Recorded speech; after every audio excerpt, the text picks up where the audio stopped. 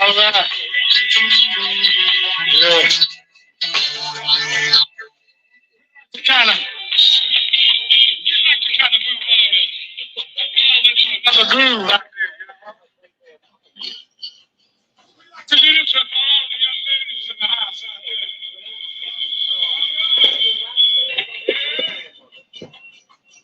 there. Tune called.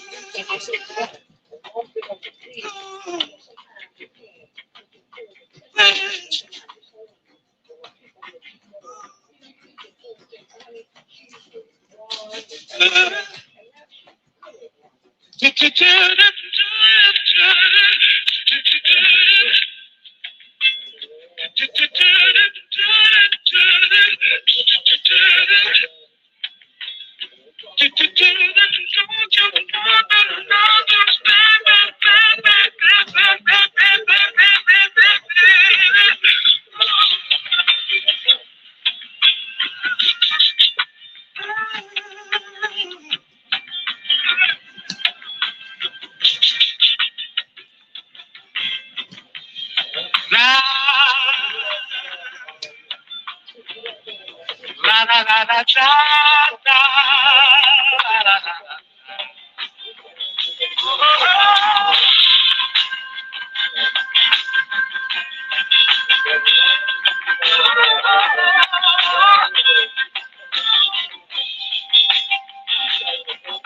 I guess the weekend's over now. You have to make your way. Have to make your way. And I'm on a right from the first day. From the first day. Tell me that you're coming just as soon as you get home. To pacify my heart while I'm alone. I don't like being alone. Things you did this time of love we've never done before. Never done before. Made some changes in my head. I don't feel the same no more. Feel the same no more. Tell me it's not made to need this feeling that you show. To comfort me, my love, while I'm alone. I don't like being alone.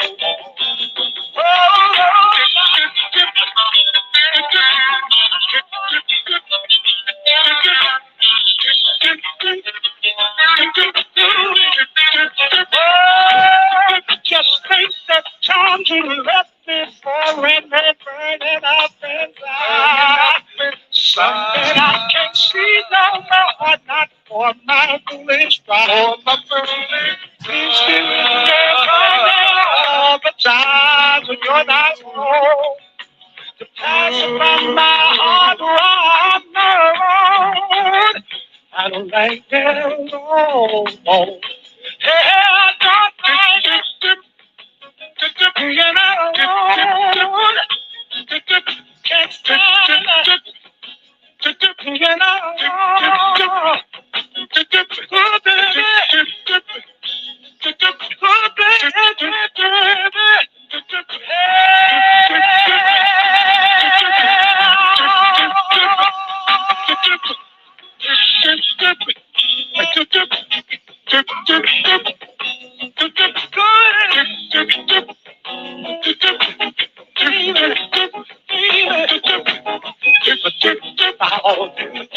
Oh, baby.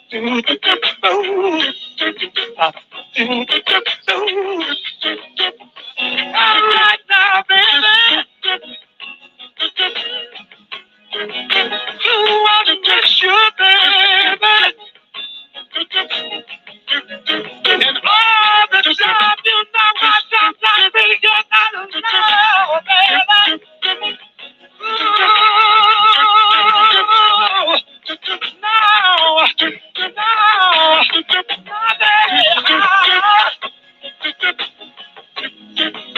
Don't you leave me, baby.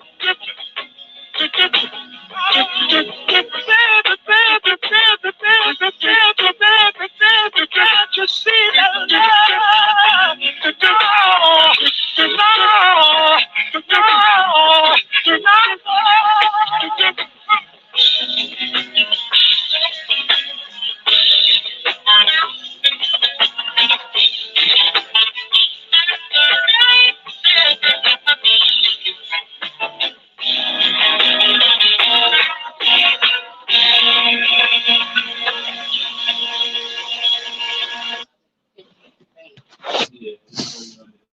Hey, what's up?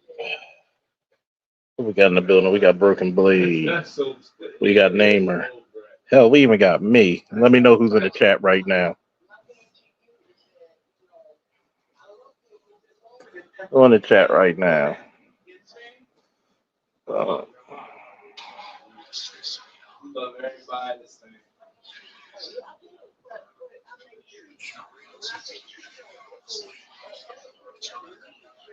so, got the C said sup. We got Boiling Blood in the building. Sup, Baltimore Blockbuster. The Baltimore Butcher. The Baltimore Blockbuster. The last Baltimore lawman. It's like, let me stop. Oh, yeah. How y'all feeling today, folks? Got the snowman in the building. Snowman's here. Goddamn, who else here? About to have a party in this motherfucker. How y'all feeling today, man? How y'all feeling? How y'all feeling? Oh, man. It's been a hell of a day. Been doing a bunch of running around, folks. Good people. How you feeling? Hard times, Daddy. We got Deacon Brown. Hard times. You know, they doing hard times. You know, I kind of paraphrased the Maya Angelou saying, people will never remember what you buy them, what you do for them. People will not even remember what you say, but everybody will always remember what you feel.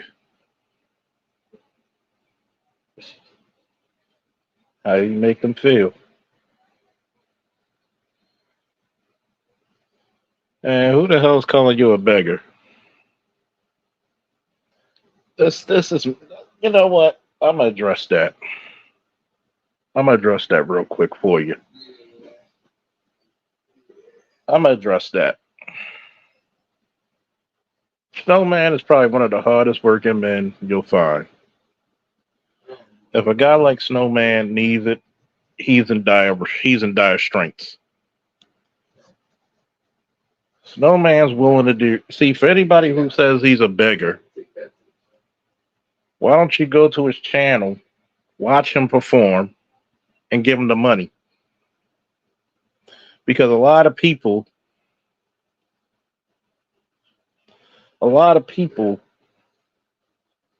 You have to understand this. If a person needs help, you never know what situation they're in. That's only between that person and whatever God they serve.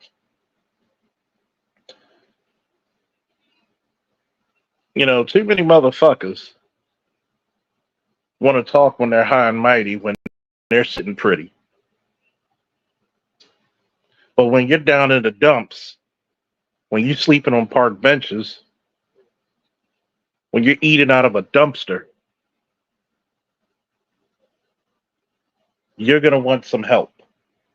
Last time I thought that this space was supposed to help black men. Maybe we need to talk about this because it rolls right into the title. People will always remember how you treat them. And see, here's the fucked up part. A lot of the times, you don't have to worry about the black women. How do black men treat each other?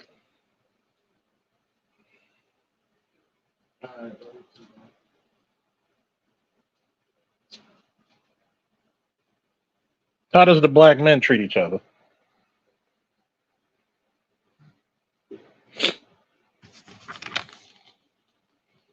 We're gonna call it a spade a spade. How do the black men in the space treat each other?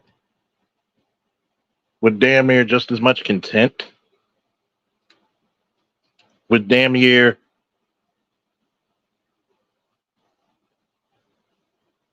just as much vitriol? Can't be happy for another nigga. Can't help another dude out when he's down. You already know it's fucked up when you're doing a sports channel and it takes heaven and high earth to get monetized. Well, a lot of people don't know. You should know by now. The man's handicapped. He had a good portion of his intestines removed. I kind of figured that's what was going on. So,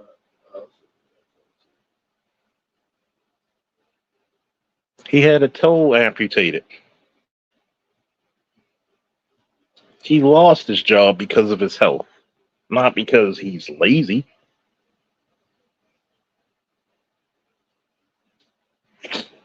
I hate to do this, but I'm going to tell you a little story that happened a few years ago in this space when Dr. Tiason Johnson had the unenviable job of announcing one of the faithful guys, one of the biggest supporters. I mean, the biggest supporters of the space, Mace Windu, I mean, passed. yeah, I always told her though, like, regardless. Hold on.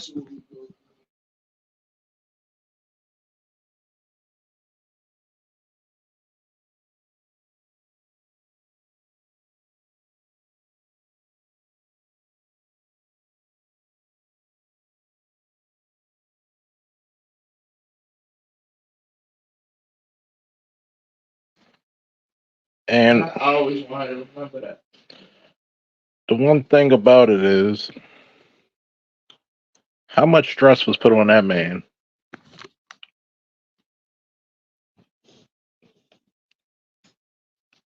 There's not a day that goes by that makes me think and be like, dude, I wish this brother would have reached out. Man, I wish this brother would have told us something, showed us a sign, gave us a number, just said, I need help.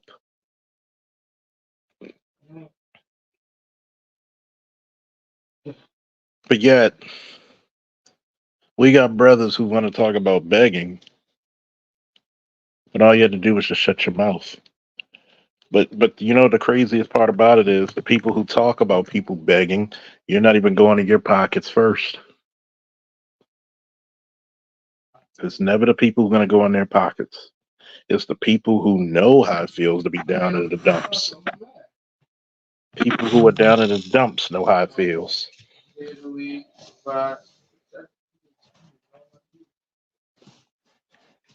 And that's the crazy part.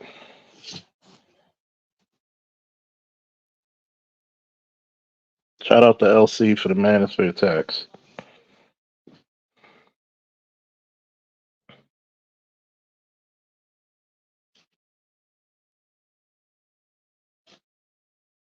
when Mace Windu was one of the biggest,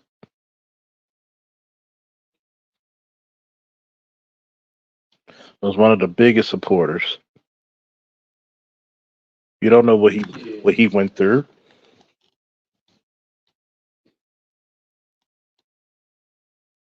You don't know what was on his mind. You don't know what any of these guys here coming in. We think that everybody's having a lovely day. But you know the one thing about it is in this life, everybody remembers how you treat them. Everybody remembers like hell how you treat them. Um, nah. Yeah, Force Windu. Yeah, not Mace, but Force I know Windu. she can't. I know she can't. I'm sorry, Force. But you know, when Force, when we heard about Force, that made things really real. That made things really real.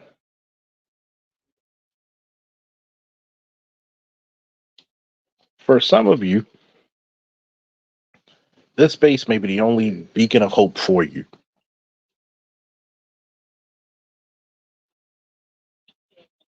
Yes, Mace Windu was the Jedi Master. Thank you. But think about it.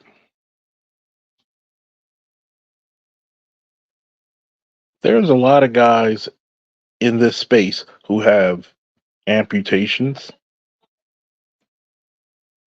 who have dialysis, surgeries, very vicious breakups, divorces, child custody and child support disputes. You never know what action you're doing is going to set that person off the edge.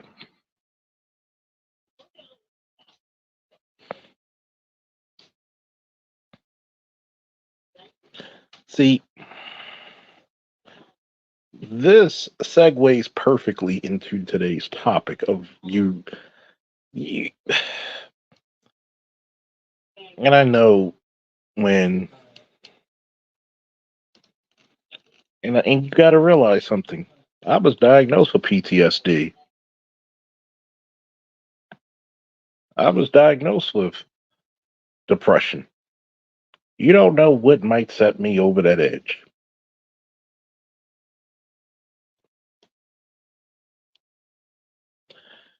And the funniest part about it is, right? The whole time watching BGS's stream a few hours ago, when all these chicks had something to say about that Turkish descent but national German woman. Her nationality is German. I guess she's a German citizen, but she's Turkish. All her all her opposition, not one said, "How do you treat your men? You can't speak on black. You don't. No. How do you treat an average guy? Just a salt of the earth type of individual."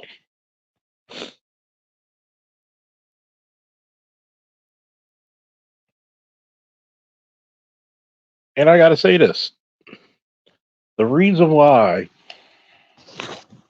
a lot of people in our space gets attacked is because it's so easy just to plant the seed of mistrust,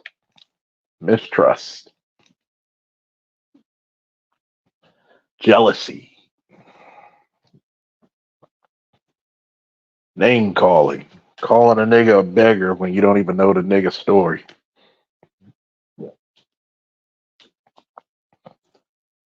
I remember talking to the Noir Truth, and we shared some old war stories because we're a couple of now old soldiers, I guess, considered old soldiers now, and we talked about there are some experiences that you go through as a soldier, an airman, a marine. a sailor. I don't know what they call Space Force. Spaceman, I guess. Um, Coast Guards as my ex because she was in the Coast Guard. They called them Coasties, which I thought was hilarious.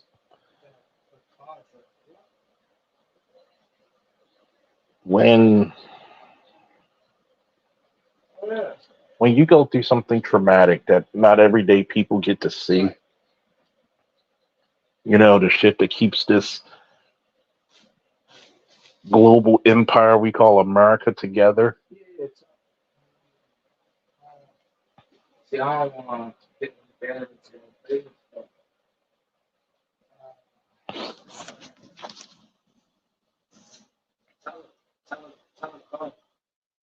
Appreciate you coming.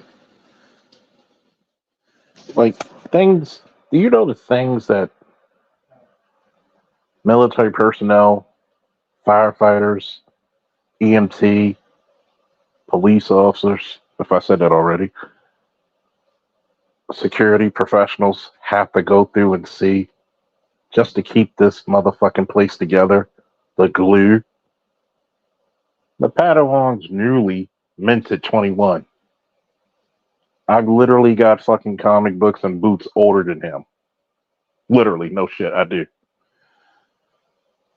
Even in some short time he's done armed security, he's seen some shit. And like I told him, it's not just the shit you see, it's the fact that you got to keep on living after you see the shit. And it's always going to come down to how people treat you and how you remember you treat them. But back to the story between myself and New Art Truth. And we both had a conversation of how shit that we've seen in the military world kind of fucked us up a little bit.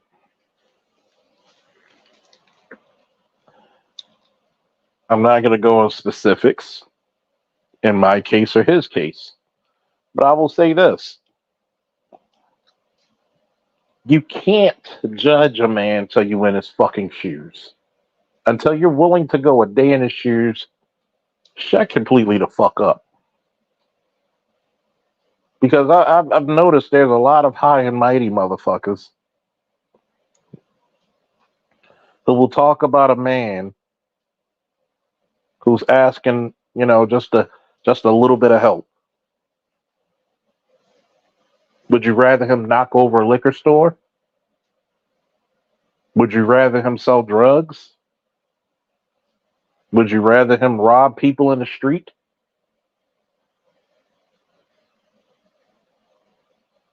See, many of times I've said this, black women hold the keys to the salvation of black men. If you really want us to rescue you, trust us to do so. But there's a little saying I like to say to the brothers. I need everybody to put this in the chat. The saying is that I still own and copywritten. My brother, my champion, my savior. I've worked in professions for the last 25 years where we don't sit at desks. We don't clock in like everybody else. You never know, that motherfucker you don't like, maybe the motherfucker pulling you out with your bullet ridden ass. Maybe the motherfucker doing CPR or patching you up from bleeding out. Maybe that motherfucker actually took the bullet for you.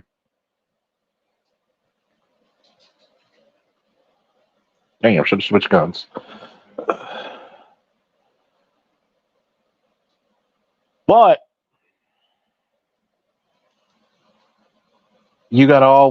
people are always going to remember how you made them feel.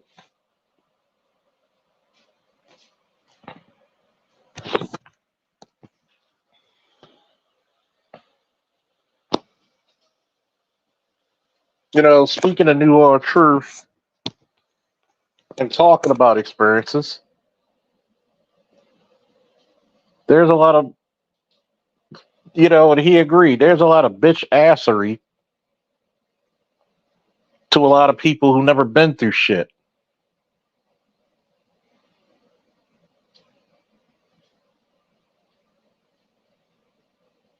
A man who survives cancer with all the technology we have today. Do you know how fucked up it is to survive cancer? You're a goddamn superhero at that point. Oh yeah, I forgot to mention that shit.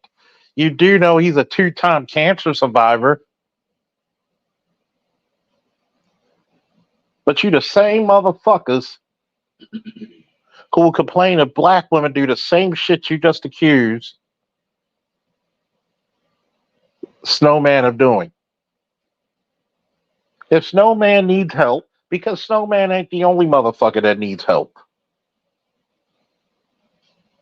Help them.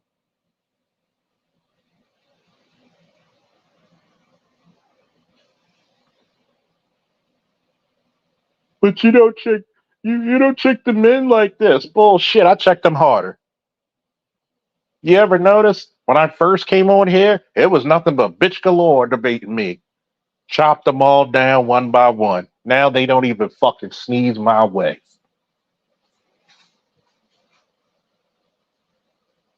Because they know you get stupid, you get checked.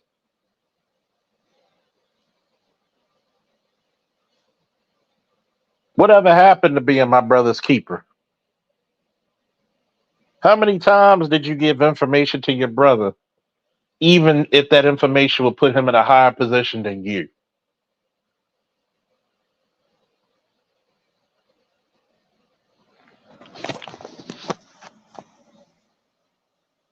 Y'all forget that.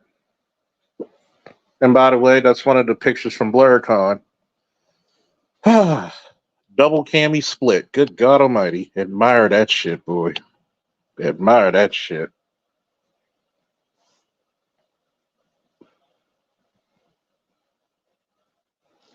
Think about it. There are some fucking nights it's hard to fucking sleep.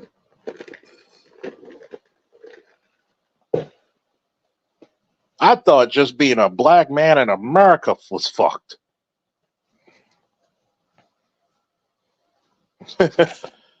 Yeah, Dr. Dunbar, it's in Arlington, Virginia, in your neck of the woods, over the bridge, man. Gotta come next time. Double cami split. Head and drill.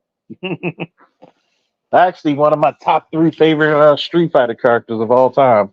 As a matter of fact, little small note, I actually won a Street Fighter tournament in summer camp with Cammy.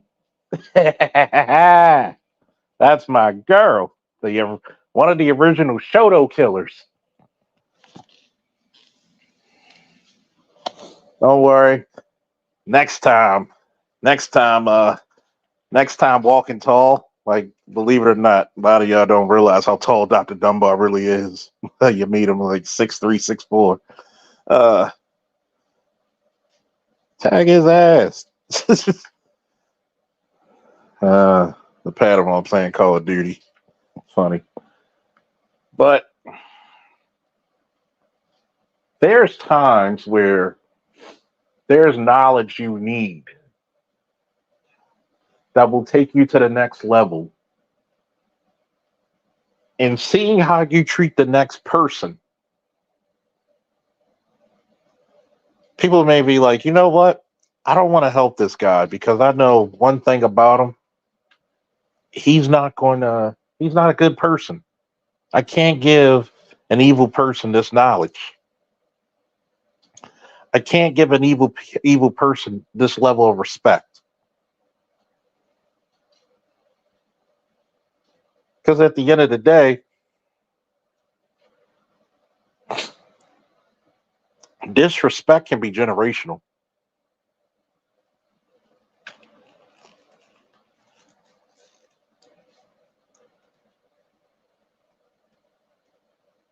And with a lack of decorum, you can start wars, man. A lack of respect. A lack of genuine respect. Shooting you.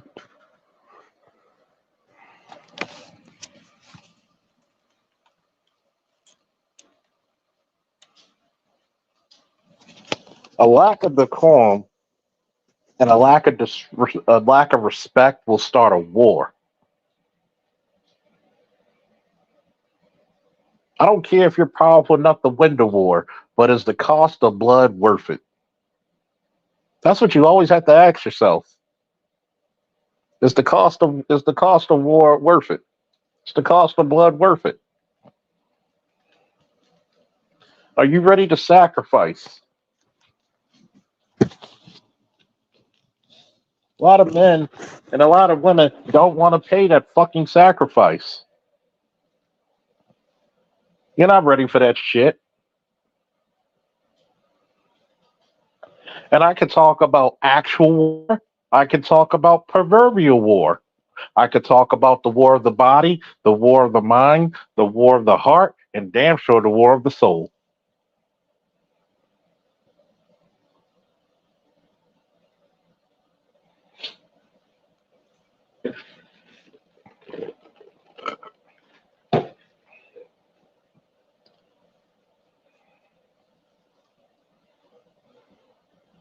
Show me what you're ready to sacrifice, and I'll show you something that you may not even remember, that you may not even recognize.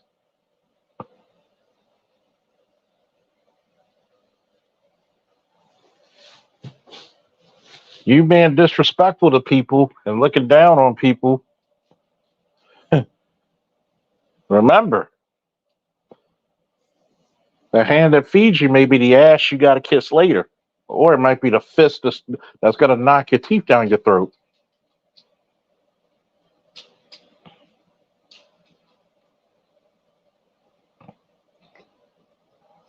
Oh, he saved your ass.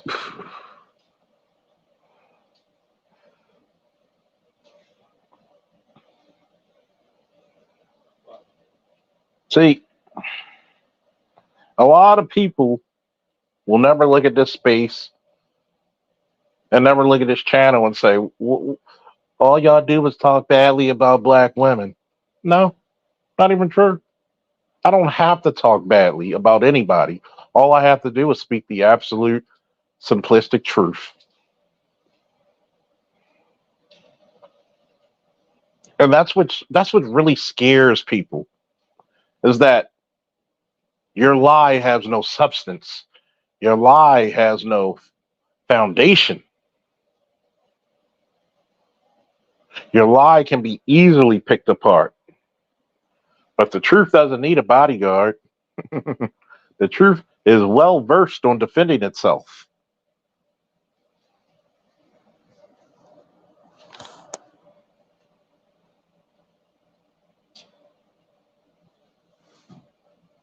And in spaces like mine, all we got to do is tell the truth.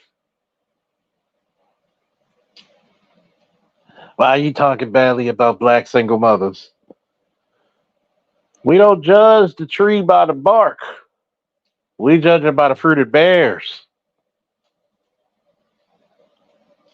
And baby, them fruity pebbles are not edible. Not edible at all. So Padawan, should I read the single mother stats again?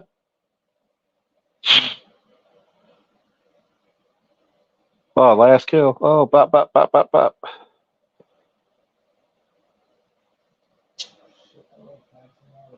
Do I have to go through that shit again?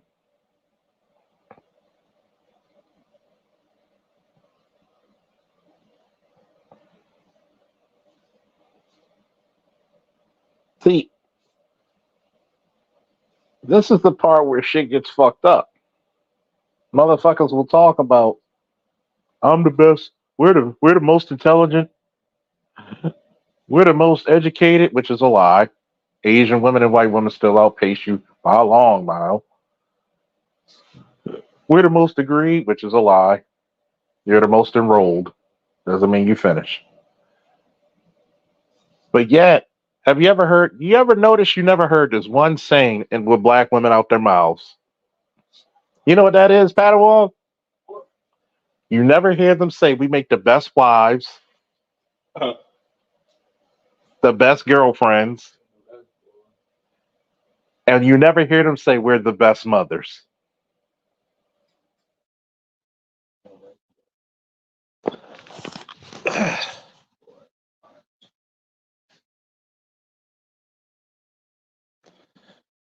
I wish I have, but I got other stories I could tell you. I wish I did, man. That trust me. When you see them two in person, them pictures, good God, dude does them no justice.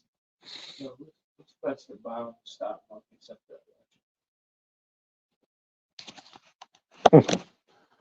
Amazon. that Amazon, right? That's what I'm thinking. That's exactly what I was thinking about. I got The that's what stock market's gonna be a little. Stock market's gonna be a little dippy because you're in an unknown variable. Stock market took a dip when Biden said I'm not a little finding it, so you're gonna take a little loss. But did. But look in Amazon because come November is about Christmas time and deliveries go up, so you'll make a little money, but you got to put a shit ton in investments to see a dividend. But I would look for a lot of startup programs, a lot of stuff. I already got Hmm. 10. Then I'm working with you. Watch Bitcoin go up a little bit. He said, "I'm coming with you next year." Oh, that double cami split, boy. He said, "Put your money in a high yield savings also," which is true.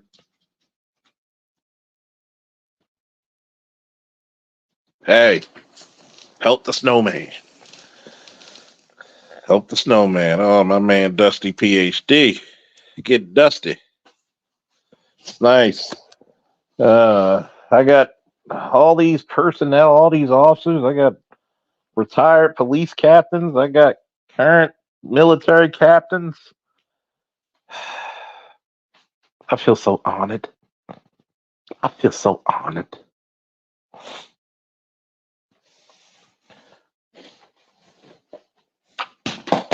Now,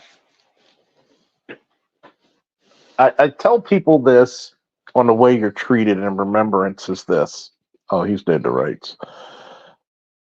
Even as a police officer, and I had to come to a young lady her mother's age because this guy was being cringy and a stalkerish boyfriend talking about he's going to do some unyielding things to them. And I said to myself, hey, I just adopted their family and I'm going to treat them as family. So whatever you do to them, I'm going to do 10 times to you. I said, you bring your ass over here. I'm going to wipe the fucking floor with you. Homeboy left them alone that day. And that was like in the summertime. Let's speed up towards winter in Baltimore. So if anybody knows Baltimorean weather in the wintertime, it can get fucking either very humid or very cold and snowy. So patrol car, nowadays they driving in 4-wheel drive trucks. Lucky them. But back in the day, we had fucking Ford Tauruses and Impalas, which are the worst fucking cars to drive in a snowstorm.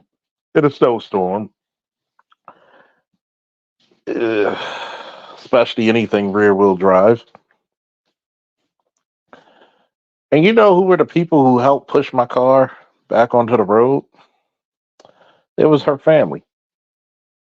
So what if I was nasty to them? What if I was nonchalant, not caring, just going through the motions of my job? They'd have been like, well, this guy don't give a fuck about me. Fuck him.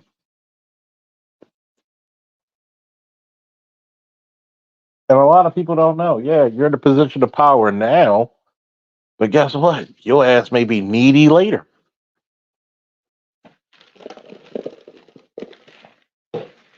Never know. Pay it back full.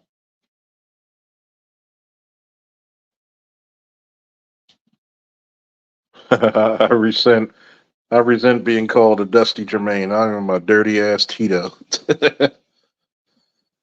Oh man, how's retirement going, Captain? Captain, it's funny, right? Anybody who ever took command or management of a something. Oh, that was nasty. Let me raise your hands or say something or give me a woo in the chat if you ever had to command people, if you ever had to manage people.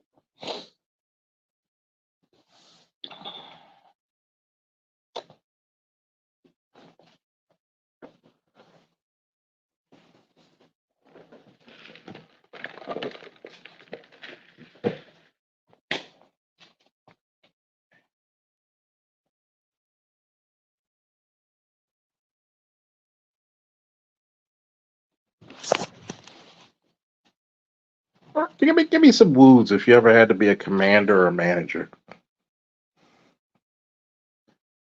And I'm gonna tell you why.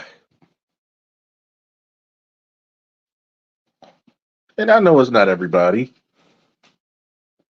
but I'm gonna tell you why. Just follow me for a minute.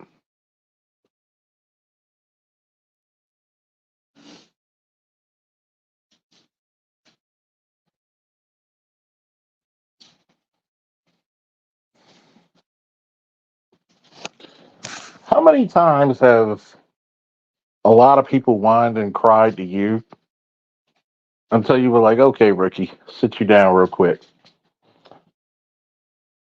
I'm gonna put you in my position. I'm gonna just sit back and observe. And what usually happens? Oh, it bombards them. It overwhelms them.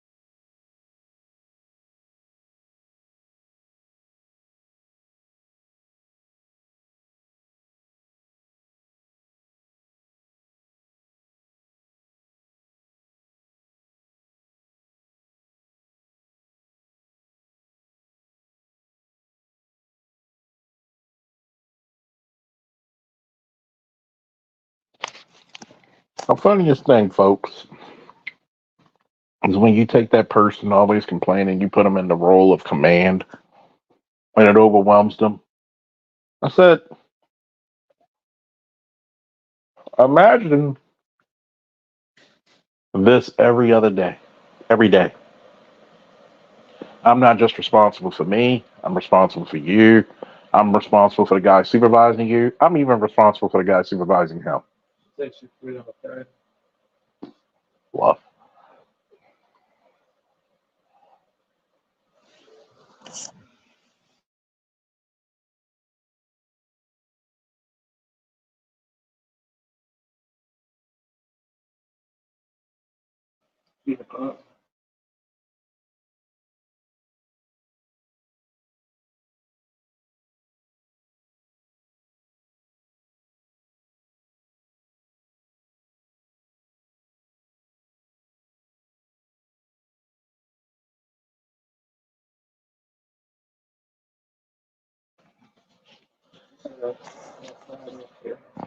All right. I'm back. Sorry about that, folks. But I want to point this out. So that person is in your shoes. And this is the reason why in policing and usually your best commanders are the ones homegrown from the bottom up. Nobody who's brought from out of town or some other state with their fucking tactics and don't even understand the culture. Just like the best officers in the military used to be enlisted because they know how it feels to be shitted upon.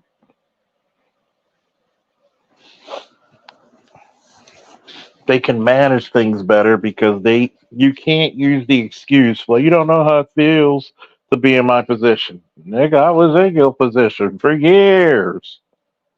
I just decided to do a little bit more about it.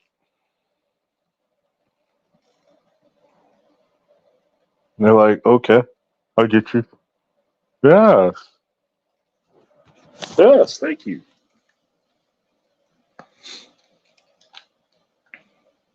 That's why I said when your neck is on the fucking line, and when you actually, and that's the reason why a lot of times people look at leadership in a very different light.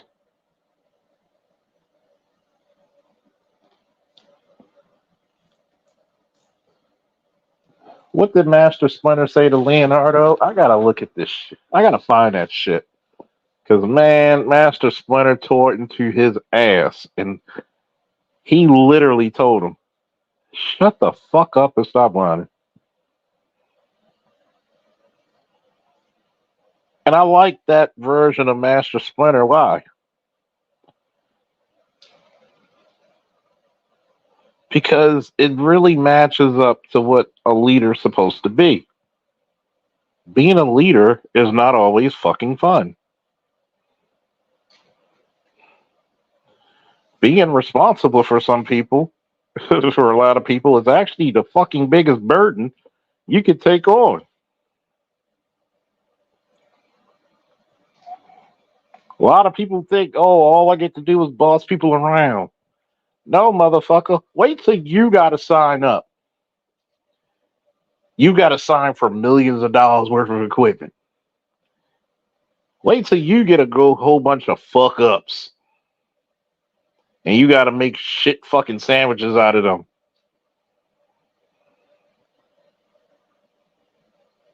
Nobody ever sees that shit, do they?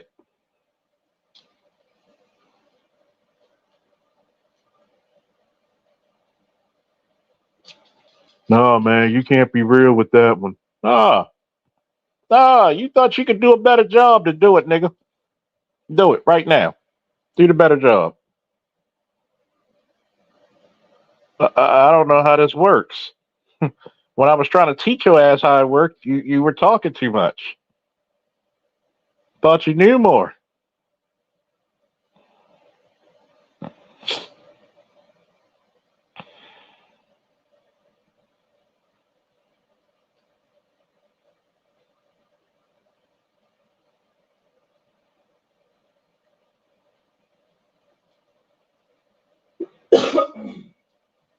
This is the reason why. Sometimes you got to show your kids the real. This is what daddy brings home. So you need to stop trying to act like we're millionaires. Now you go budget a goddamn house with this. You're like, how do you do it? It's called a fucking miracle, kid. To keep a roof over my head, I might have to take shit you can't take.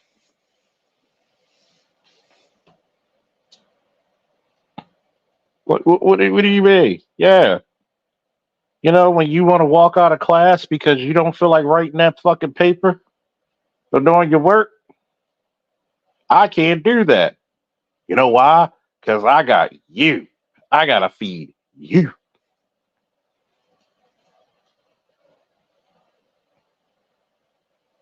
If I walk out on my job, how the fuck am I going to accomplish that? Well, I don't know. Thank you for admitting what you don't know.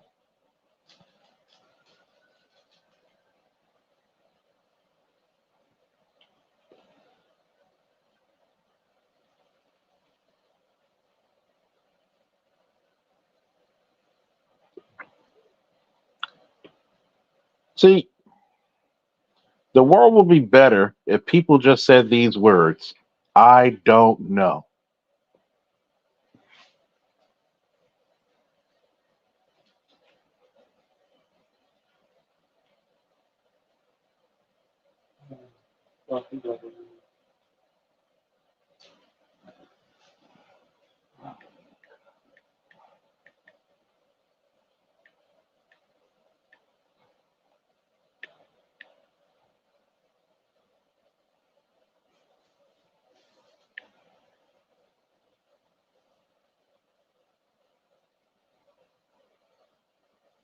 But nobody wants to hear that shit.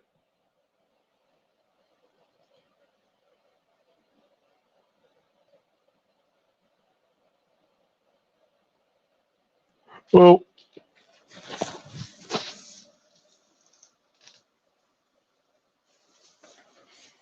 nobody wants to hear the shit about leadership. All they want to do is complain. Rap thinks he can lead the team better than me.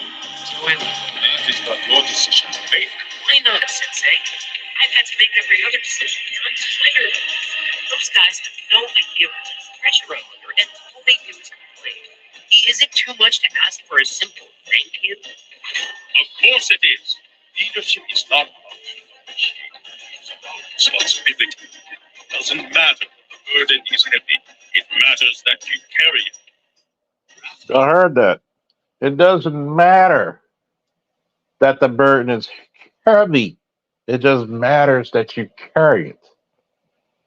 He even said, does it hurt to even say thank you? Yes. You don't do shit for thanks. You do shit because it has to be fucking done.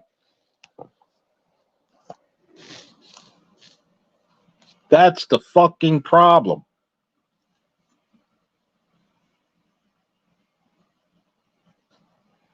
That's the fucking problem. You wonder why black women make horrible wives? Because they don't understand.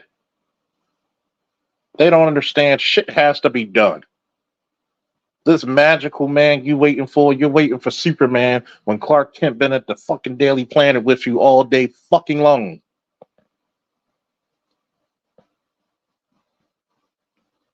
And most of you, if you got with that perfect man, if you got with that being, all you're gonna say is, damn, you can fly, but are you still faster than Speeding Bullet?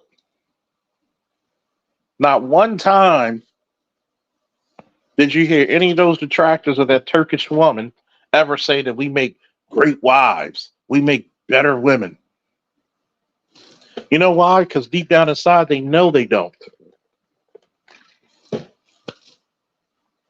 People only get mad because of two things. Either you're lying at them, either you're lying on them, or you're telling the truth on them. Those are the only two things people get upset what you're saying about them. And I think strongly some truth was said. Some feelings were hurt.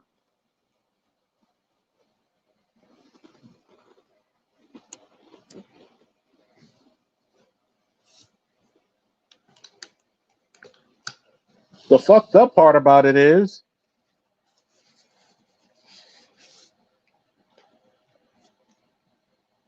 what evidence did you put up to dispute her claims?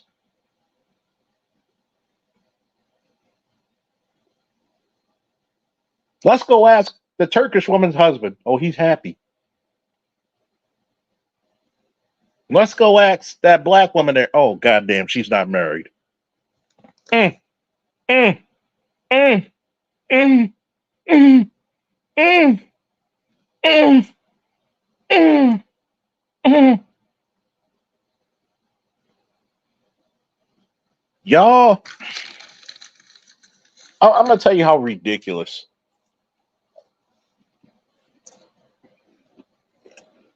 this shit has become.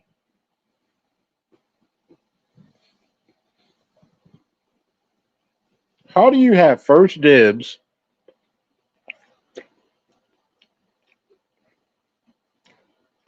on the man and he goes elsewhere to look for women?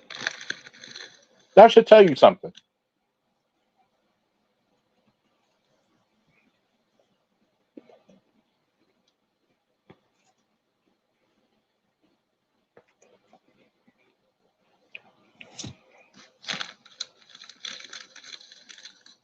The man went to an Eastern European woman, moved from the United States to Germany, and living life.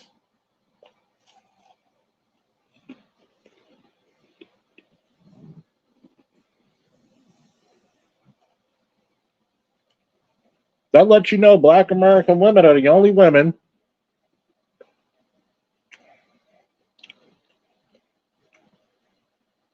that call other women pick me's and never get picked.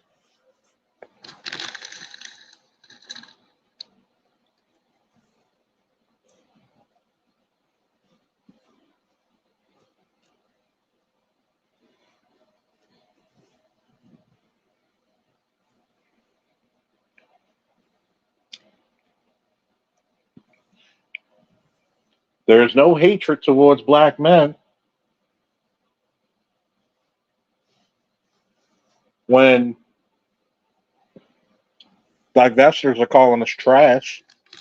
There's no, I don't see too many black women saying no against that.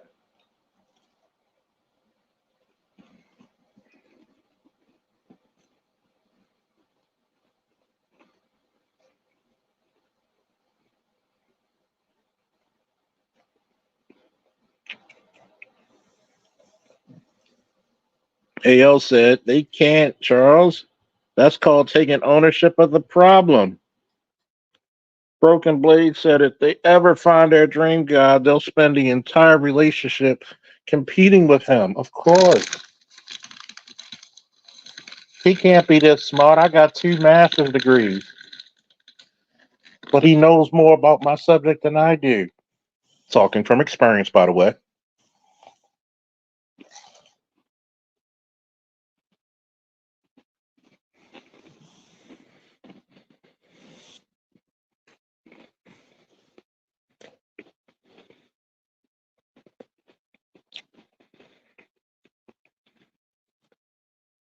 I remember a couple of years ago when certain Filipino women clapped back at some black women for their remarks about passport pros traveling to the Philippines.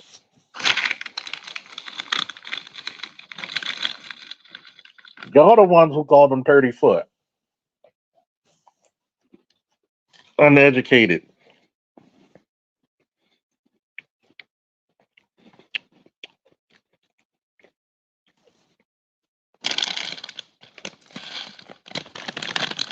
You're gonna tell me most black women can't speak, barely can speak fucking English some days.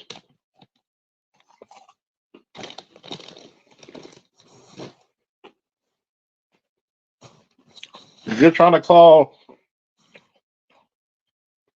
a lot of foreign born women who at least speak 3 languages: English, their national language, and sometimes their tribal or local dialect. That shows a great amount of intelligence because you got to split your brain 3 to 4 different ways.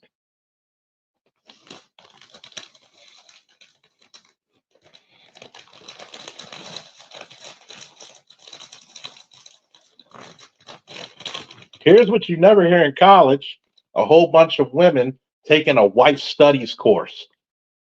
Mm, mm.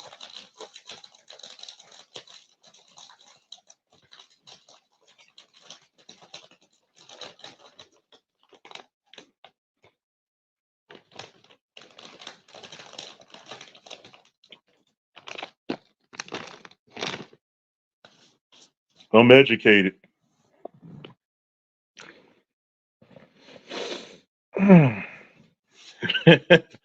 Noir said it. The integrity of these degrees is questionable, highly debatable, highly questionable.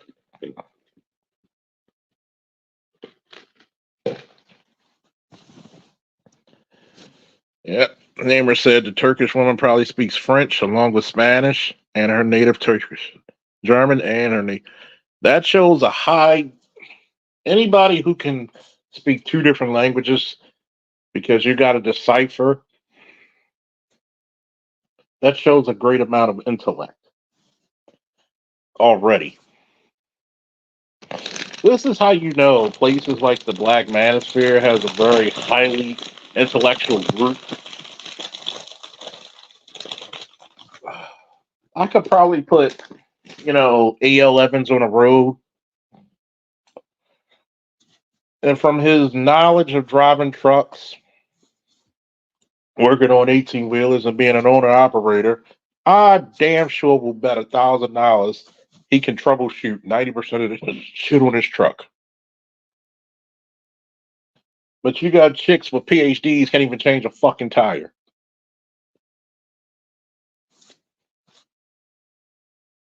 Remember this.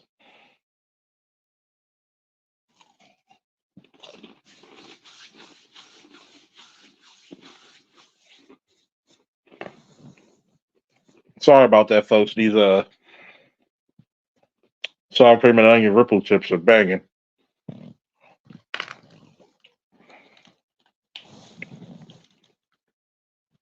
Remember this. Our women are the only women. You almost made me spit my chips out. The DEI degrees. Oops. God damn you. You ain't shit, you are. Sir, come into my office. Captain, come into my goddamn office so I can read you out and laugh with you. DEI degrees. God damn. A good enough college degree. Associate nigga degree.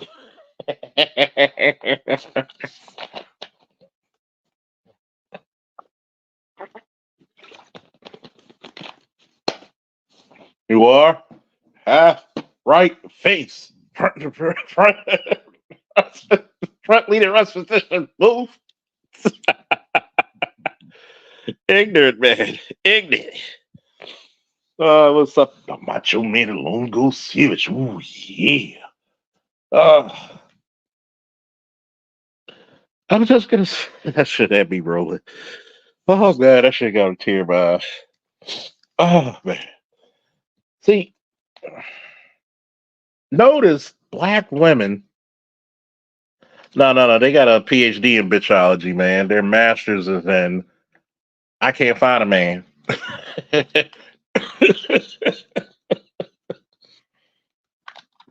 So you got to remember, their undergrad is in 304 ism. Mm-mm-mm. Y'all funny tonight. Name of you ain't shit either.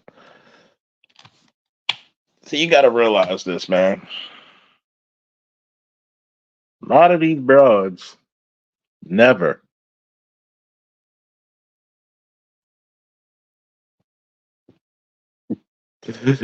I just thought about what I said. A doctorate in tricking.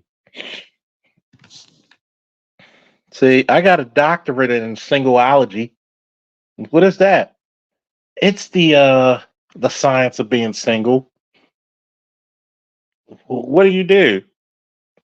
You get a master's in science of being a cunt.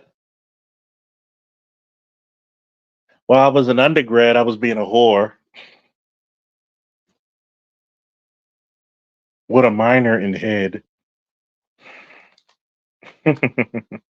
Well, shit, from what I heard, I thought you were a major. But anyway, it makes you think. You ain't shit either long ago coming in. You just got here, you ain't shit. A double major in raw dick and cheap liquor. God damn. God damn. God damn.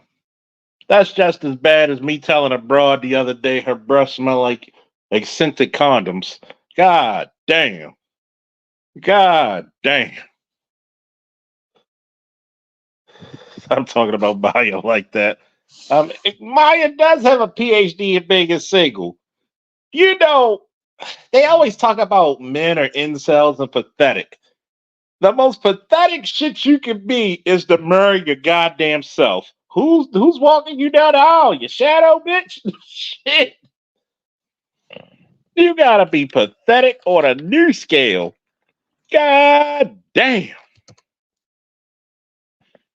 I mean, when you spend your college years and your breath smell like Goodyear and Trojans, you know you've been doing something. Living up to his name. Savage.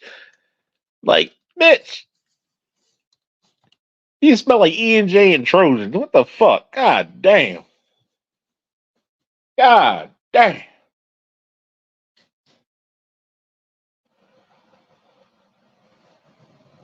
And you know what makes it worse? I'm about to go there. I'm about to go there. He's a good year intrusions.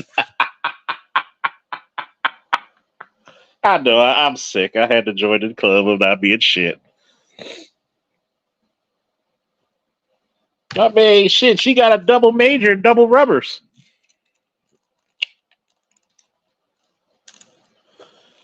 I guess it gives a good meaning. Greetings, greetings. I haven't been in Amsterdam since my wrestling days. Great country. One day I got to get a Patreon to talk about walking into the red light district by accident when you're 16. It's funny as fuck. Oh man, greetings from Amsterdam, beautiful free. You think America's free, man? Shit, them motherfuckers, man. Motherfuckers that give you a joint like it was like a cup of coffee. Hey, you want some coffee? Sure. You want some weed? Sure. God damn.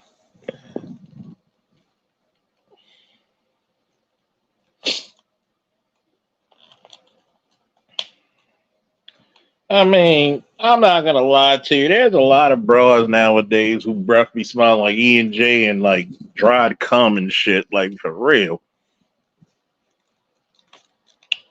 man. It's so funny that you never hear black women bragging about being the best mothers, being the best wives, being the best girlfriends, being the most feminine. I want to rest in my feminine. Bitch, you about as feminine as a Bengal tiger. Thunder, thunder, thunder bats. Oh my goodness. How can you rest in your feminine, but half you broads when you get mad sound like DMX? Yeah, you know what I'm saying? They do got the cigarette lips. Oh, you know the little burnt part in the middle right here and the rest of the lip red? You know, from smoking the blunt too damn small because they trying to get every ounce of bud in their system.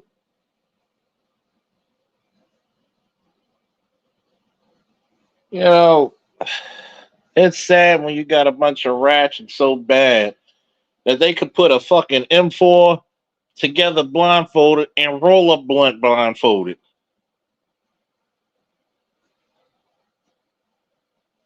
Ah, damn. You know you're in a bad relationship when your bitch talk about fucking somebody up more than you do. Mm. You ain't gotta talk about me like that. And you notice, I want y'all to notice this. Have you noticed black women's voices have been getting deeper and deeper each generation?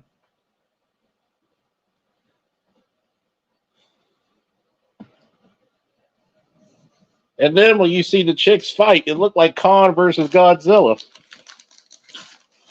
It's like, ooh, ooh, ooh.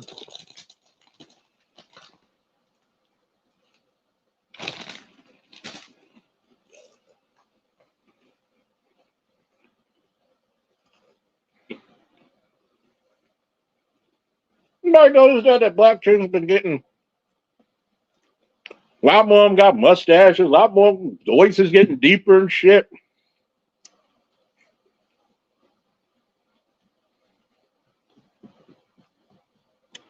More and more of them go to the club, not to dance for niggas, but to twerk on themselves.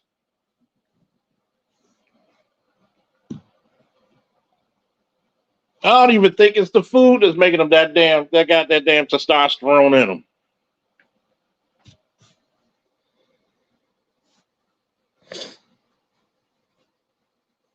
Motherfucking big bitches like this.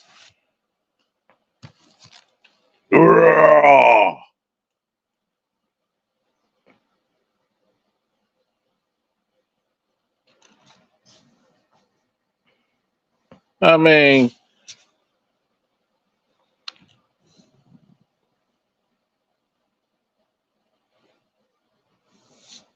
my man said I wouldn't be surprised.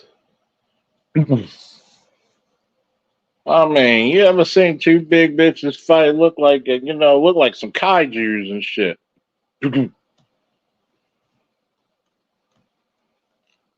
Oh yeah, them birth control pills be giving them like superhuman masculine features. That's why I told y'all, don't let your women start getting fat. You take Lizzo's face, man. Lizzo's face looked like she looked like Batman from the Batman the animated series with that square jaw. Mm. Mm. I am vengeance. I am the night. I am Fat Man.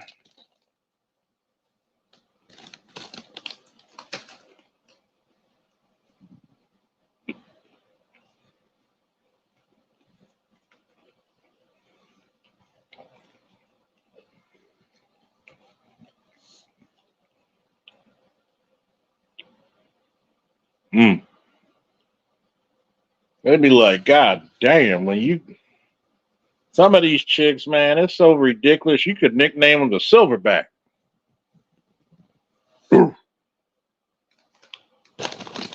Jabari.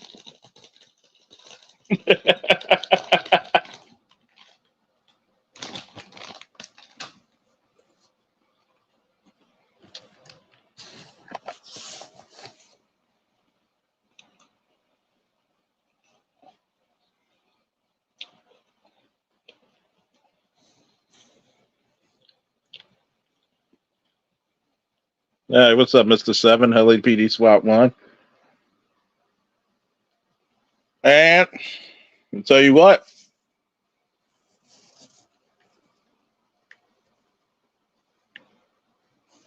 I'm going to tell you what.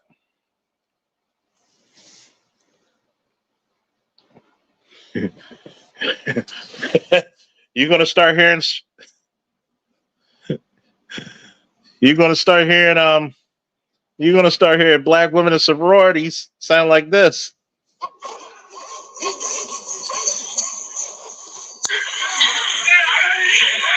Witness the might of the Jabari.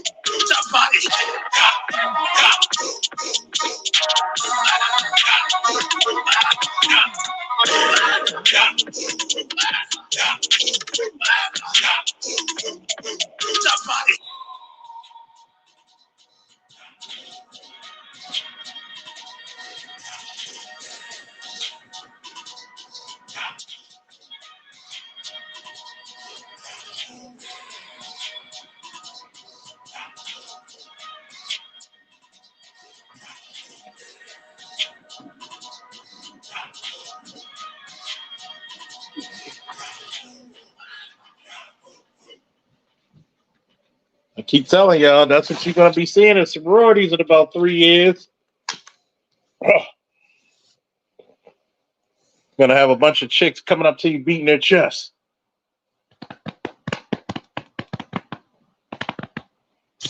My name's Keisha. God damn. I noticed there's some silver on your back. God damn. Yeah. Where are you from? I'm from over east, Baltimore. With the Big Back tribe. Big Back. I noticed you got some nice jewelry there. Yes. My Super Bowl ring. I was with the Ravens. Oh, shit. What position did you play? Nose tackle. I was trained from birth to take up space.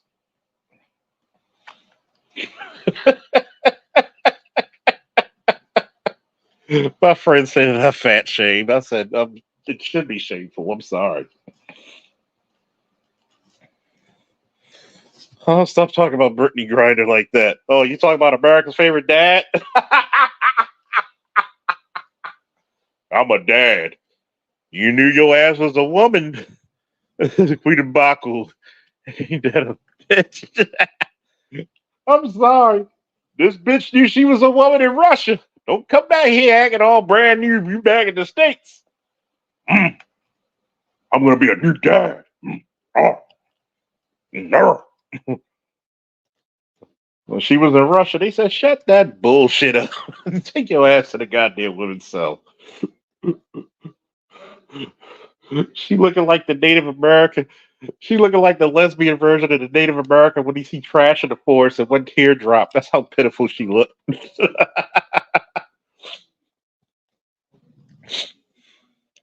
She the papping now. Did she not learn her lesson that she's on child support for 2 kids that she did not sire? You dumb bitch. You know what?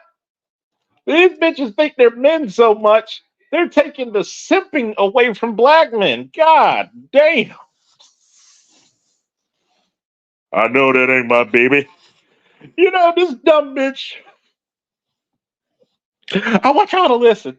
Give me a woo in the chat, everybody. I don't give a damn if it's 17,000 to 17 people. I need a woo in the chat to make sure everybody go listen to what the fuck I'm gonna say.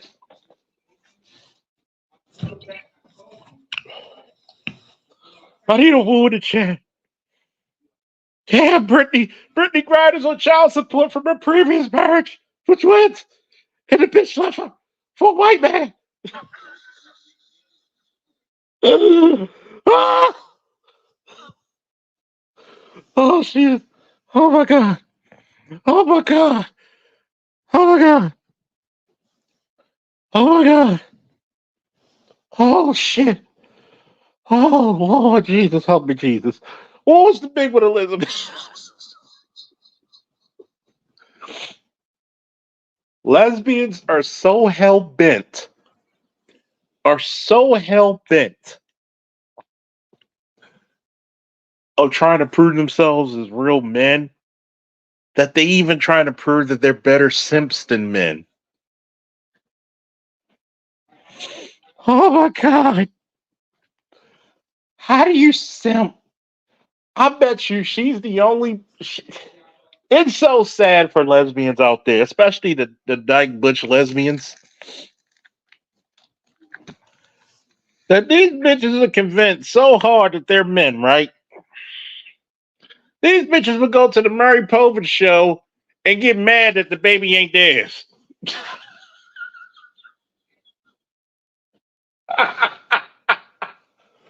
Oh, oh shit! What you mean the baby ain't mine?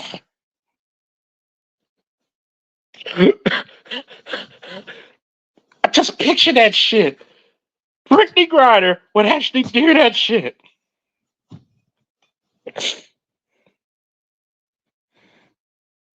Oh my god. You telling me that kid ain't mine? You cheating bitch. I knew you were cheating. Oh my god. Oh. Y'all need to donate for that fucking visual, man. I had a suspect. I had some intuition. I had some suspicions that you were cheating on me. Tell me what the nigga is. You told me those were my babies. You led me astray. Oh my god. This shit ought to have you cried. I gotta open up this BSOP real quick. Mm.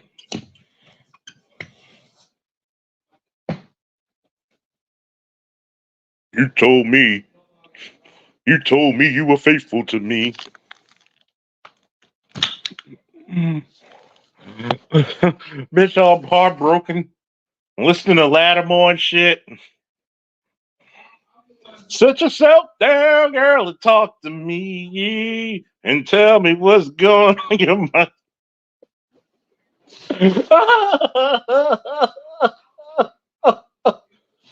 What you mean? I want a DNA test. The doctor probably looking at me, you stupid bitch. I'm a man. I'm a son of a man. I'm a man's man. I'm a he-man.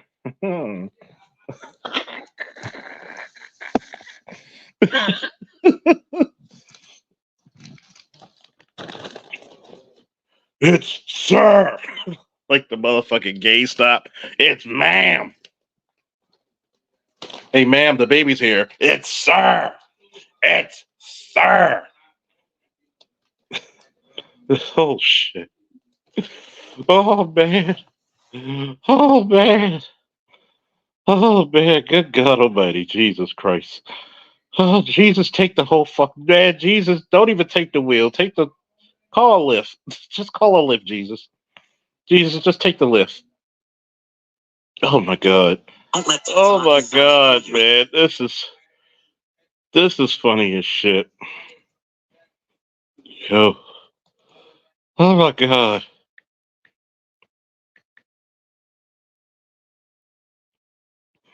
Oh, my God.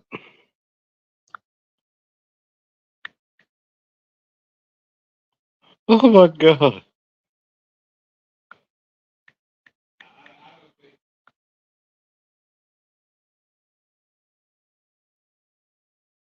Oh my god, this shit had to be like, oh my god.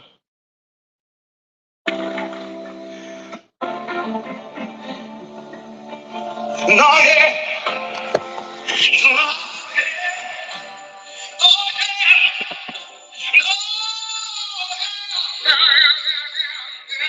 Oh my god. That's Brittany Griner when she found out the baby's on hers.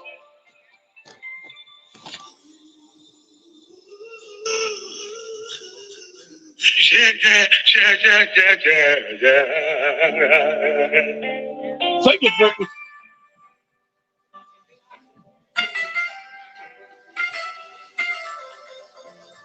She got a bottle of Ripple.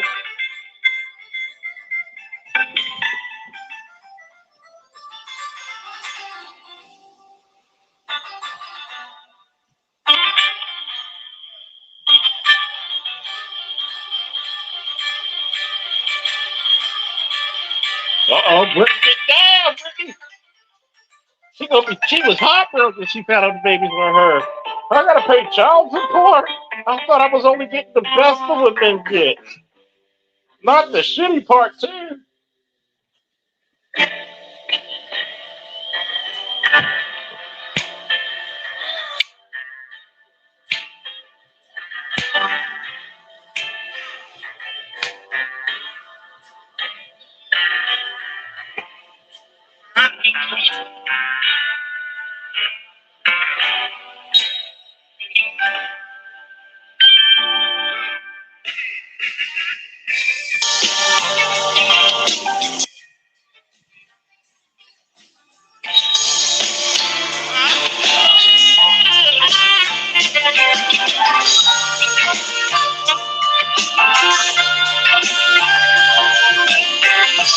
Come on, Brittany. Sing it, girl. Sit yourself down.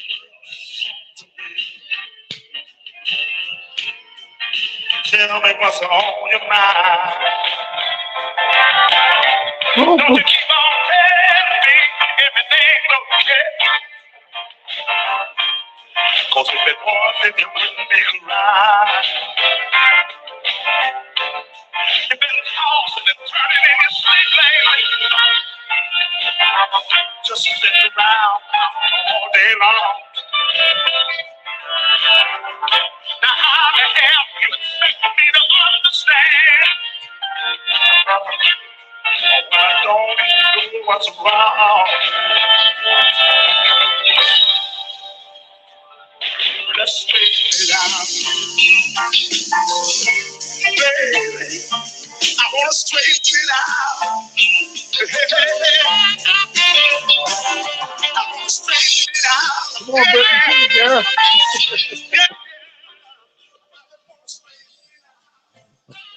Oh man, they don't make music like that anymore, boy. That was live too. Oh my god. She said she wanted to straighten it down. What you mean that ain't my daughter? She got my eyes. Yeah, when she dots them.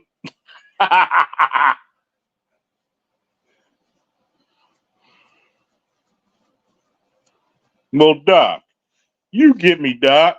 I try to be a positive male role model. Wait, whoa, what?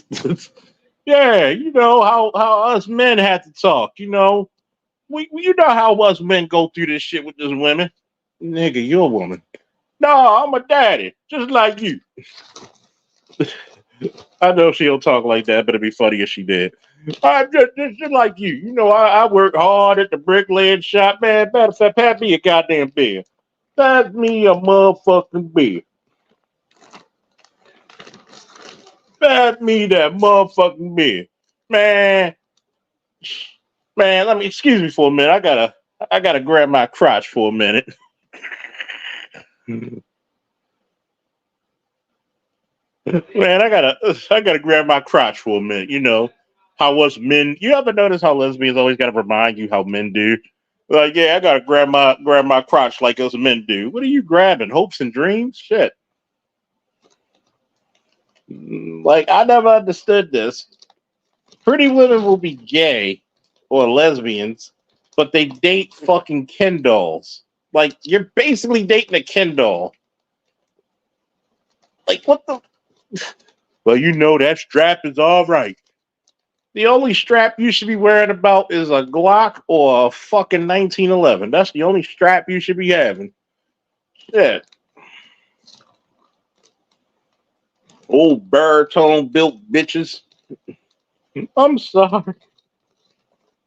But what this lets you know this is the reason why lesbian relationships are the most violent. Because only they can be so simpy that they put themselves back in a situation they already in. You're paying child support for children you didn't sire, which is the greatest nightmare to any male walking the face of the earth. So,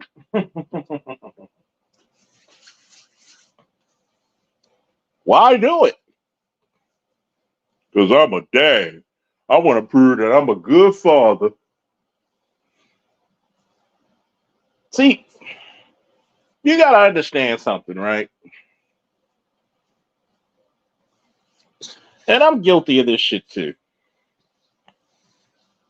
And I was thinking the other day when I was back in high school, there was this one chick always picking on me, and I'm picking back at her. But she wanted to decide out of nowhere to be gay because the guys weren't attracted to her. So we go to this award ceremony, and I was in 10th grade. I believe she was in 10th grade or ninth grade. Um, and you know what's bad about chicks who are fours in the face? Who's about a 4 or 5 in the face in high school? You know what the worst part about a chick who's a 4 and 5 in the face in high school? They're usually a fucking 8 or 9 in the body. And God damn. I should have been nicer to that bitch.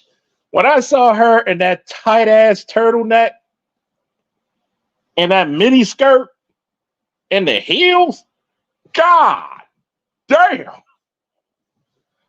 I think I went through puberty twice. She was so fat. God damn. Like, shorty, we gotta put a bag over your face, but god damn that body. That's why I probably was pulling so many goddamn chicks with bad bodies. Well, I pulled very pretty chicks too, but if you're a four, your body was immaculate. You were on my team. Shit. You may get Pro Bowl honors with fucking with me.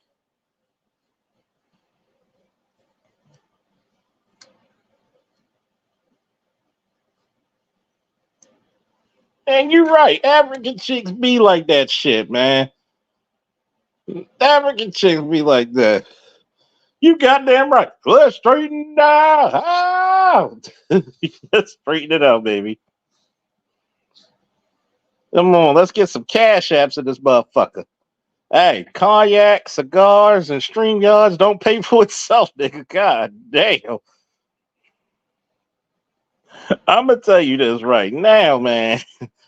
Man, I had some fours and fives. They took their clothes off, man. Titties sat like the fucking Post General was walking across the parade grounds, and they were all at attention. Ass stuck out like a window of the air conditioning unit. God damn, Shaq. God damn. I mean, you met them chicks proud to suck a dick. Proud. I'm proud to be an American. Yeah, that type of proud.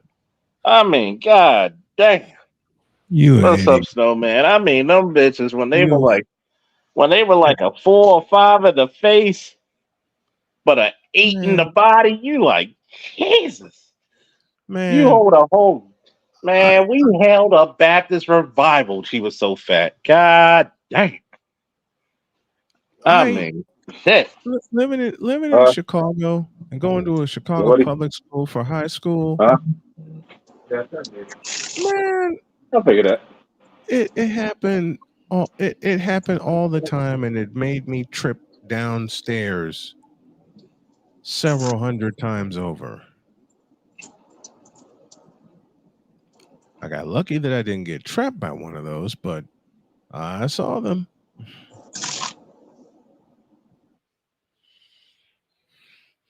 But no, Charles, I got to thank you for addressing what I asked you to address, and I appreciate it.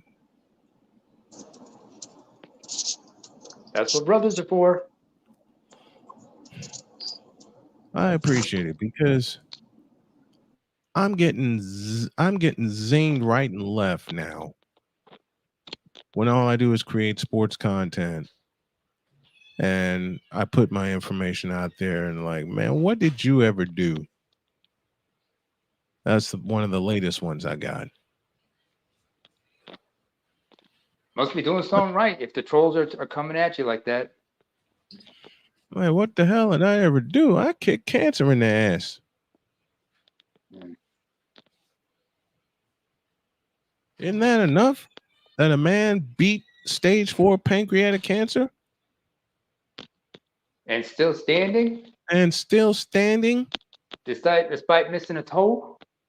despite missing a toe, despite missing 5 organs, despite missing some intestines, despite I've been sitting in a wheelchair for 7 months.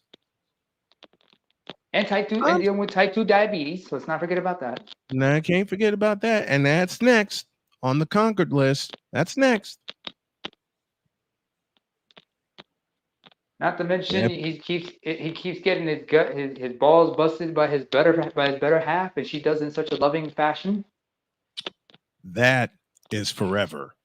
And I don't mind one damn bit. Jody is going to do that to me forever. And I don't fucking mind one bit. You gotta remember this, man. It's no difference than when I talked about the chicks who were like 4s in the face but 8s in the bodies. Oh, I Mm-hmm. remember a few of those. You gotta see. You know the beautiful thing about it is if men are forgiving on how you treat us. Yep. I got a story to tell you about that, actually. And if you don't have to be supermodel, I mean prime Vanessa Williams, that was a fine bitch. In her Good prime. Lord have mercy. Ooh, Lord In man. have her mercy. prime. Especially with those green eyes, man. Those green eyes, And, they got you. and that prime boy. Mm. Oh yeah, by the way, hey, New Orleans. Did I ever tell you the story about this chick who had gray eyes in AIT in Fort Lee? Mm. Oh Jesus. Oh my God, I thought those were contacts. I said, "What you doing with them contacts?" She's like, "No, these are my natural eye colors." So she I was said, "Prove it." mixed. No, she was black. No, but she had some distant ancestry that was white. That's the only way she could have had that. Or unless she had like a genetic mutation. Well, you got to remember, there's a whole tribe of black people in Africa who got blue eyes. There ain't no white people around. Yeah, but that's due to a genetic mutation and there's certain side effects. Like you see Well, that adults. that's what the blue eye gene is for. Yeah. So when we're I've talking got. about, she had like she was not mixed, but she had like gray eyes. Oh. Oh, and she was like about 5 feet tall, and I'm like 5'10", so I gotta bend down to look at her eyes, and I'm like, Oh, she was tiny. Mm-hmm. oh, but she had a gigantic ass. How Now much does you this know bitch what I squat? I go, wonder. Wait, what Dr. about her thighs? What Faulkner. about her thighs? What about her thighs? No, Dr. Faulkner. Now They you were know thick. what I go through with Jody. Well, you're 14 inches taller than her. Can you? I don't blame you. Hey, Now you and know what I go through with Jody. hey, it was the 14 inches that both counts. Oh yeah, they both count all right. Especially when she yanks me down for a tonsillectomy. Yeah, Ew. So I had to I bring my little mean, you kid. get, The inner kid in me out, but I was like, "Ooh, okay." She'll yank. Listen, she came in tonight. She's gonna Uh, yank what? What is she gonna yank? You ain't got no hair. my neck, god damn it. I you know, stood up. my man Snowman, so ignorant what he told the surgeons when they took out his intestines. He's an ignorant motherfucker. He said, "I don't care how much intestines you still got, I make up a 4 foot dick." Shit. Hmm. No, actually, what he said was, oh, you're gonna take all that intestines out of me, especially if that's my large intestine. Well, I guess the shit will be coming out a lot sooner. Mm-hmm. Easy to take a I shoot, think because my Like I ain't colon, gotta my take colon and shit. everything working out. I I said ain't got. both. I said both of those things, I ain't and gotta I take shit coupled from it. nobody. And I Oh coupled. man. And I coupled it with, as long as you keep the right intestine in place, I'm good. Yeah, I pretty much. will be forever married. The What's right what's up? intestine. But What's up, sick. AP? Answer your What's up, New question. Orleans? What's What's good, going What's yo? up, on? Noir? Long No, time no What's going on, see. you? What is, Oh Pim? man, we got AB in New Orleans. We got Name in the building. I'm gonna tell you what. I'm gonna tell you, blonde hair and blue eyes are there are mutations. You They got to think. are. They date back to like blue eyes date back to like 10,000 years. No. 10,000 years. That's how far back they go back. They date blue eyes. All blue-eyed people have one common ancestor. That's where they trace that genetic mutation from. I mean, it's like this. It'd be like if white people be mad. There's a blue-eyed nigga. I got a blue-eyed nigga that ass. What the fuck? Well, that was Joe Exactly. Jackson right there. Joe Jackson. Michael's father had blue eyes. Yeah. So you got to think about this, right? Uh-huh. Kamala Harris so desperate. I have a blue-eyed ancestor too. Would you vote for me? Yeah, I'm about to talk about her in a few minutes. Oh, I can't wait. Mhm. I gotta. I can't wait to hear I pushed AB it go back a little fuck bit off. for obvious reasons, but yeah, Yeah, I'm doing I'm, this for I'm, you today. I can't wait. I can't wait for I'm gonna AB to say talk this about little bit, but I want to. I'm gonna say something, but I want to hear a guy. We know where New Wall works. What's your take on Kamala, man? I it. can't. I'm I with can't speak you, on that right now. Till after the election. That's a true so. touchdown. That's a true soldier right there, boy. Touchdown. I look at And the whole Kamala shit, and I'm just like, well, I'm out well, now, so I can speak on it. I look at this shit, and I'm like, you ever know when you about to get in a fight with a kid when you were little, and they like, I'm about to get my big brother, and the motherfucker mhm. go, you like, oh shit, and they get their big brother, and the big brother smaller than the little brother. Oh yeah, been there, That's what I think of this been shit. there. Mm-hmm. That's You, what I you think of know, this shit. you okay. People want my early thoughts. Here are my early thoughts. I'll say more tomorrow. Hey, coach. I will say more tomorrow.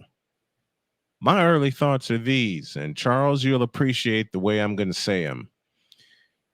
Remember Ray Lewis coming out of the tunnel? That's how this election looks right now.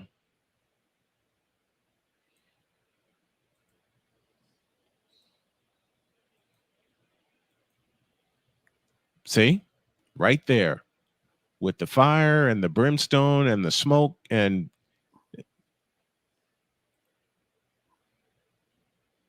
Your Honor, the defense rests. Yeah, well, yeah. The Is what it is. defense rests. Here's my take. And thankfully, I'm outside of the country, so I can say whatever the fuck I want. And I'm protected. Kamala Harris? You a bitch. I'm sorry. No, no, no, no, no, no. No, no, no, no, no, no, no. To use her words against her. Yes. Black men aren't going to do something for you. No. Not just for you. No. I got one We're better. not going to vote for you just for you. Make a vote just for you. No. I got a better one for you that I'm going to talk about today, and Let's hear it. I'll give you a hint of the context. Build more schools, less jails. Build more schools, less jails. You asshole. I love where the context is coming from, but you an asshole. Where is George Carlin when we need him? Because I remember what he said about Exactamundo. education. Exactamundo. Basically, I got a clip of Kamala supporting the school to prison pipeline. Back in 2020, I used to call her. I called her Kamala School to Prison Harris for a reason. Mm-hmm. Yep. You know this bitch used to smoke weed. And now she, because isn't Oh that the irony? shit. She probably Why did smoked a you? lot of weed coming up, and because remember how many black folks What you have mean she relatives? used to? She What you probably mean she does. used to? Wait a minute. Have you Anyway. seen Wait a how? minute. Hold on, wait a minute. Have you seen how I gotta nervous? do it. Gentlemen, I gotta do it. Stay off the weed. Which she hasn't. What? Have you seen how nervous she is when What? she goes to her rallies? That you see? Have you looked at her body language? She probably is smoking What? something now. I wouldn't be Most surprised. likely Newports. Why the She hell probably. Go ahead. Gentlemen, why the hell are we surprised? We're not. Why the hell are we Surprised about what? okay? No, you get what I'm saying. Surprised about what? Oh yeah. I'm right there. Why? Give me this button here. There. Matter of fact, give me this one. No. This one. No. And No. and to warm you up, AB. What in the all types of blue hell? Ah! Why the hell are we? Why in the blue hell are we surprised? Oh, What and I'll in give the y'all a Sammy bonus. Sosa's hollow cork bat bleach face bullshit are we surprised in this? I got a better one for y'all that I know y'all missed the morning show, but I better play this one. If you actually thought that she was on to something good, You fool! Mm-hmm.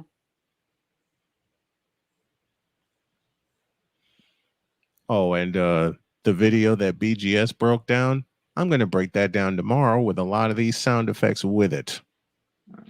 By the way, one thing I gotta say about that woman, her being married to a black man, it's good that she's in Germany for that. And by the way, Turks have the largest immigrant community in Germany, going back to the Mhm. 1960s when many were brought to Germany to work in the factories and whatnot as guest workers. Many chose to stay, but the problem is like German immigration being what it is.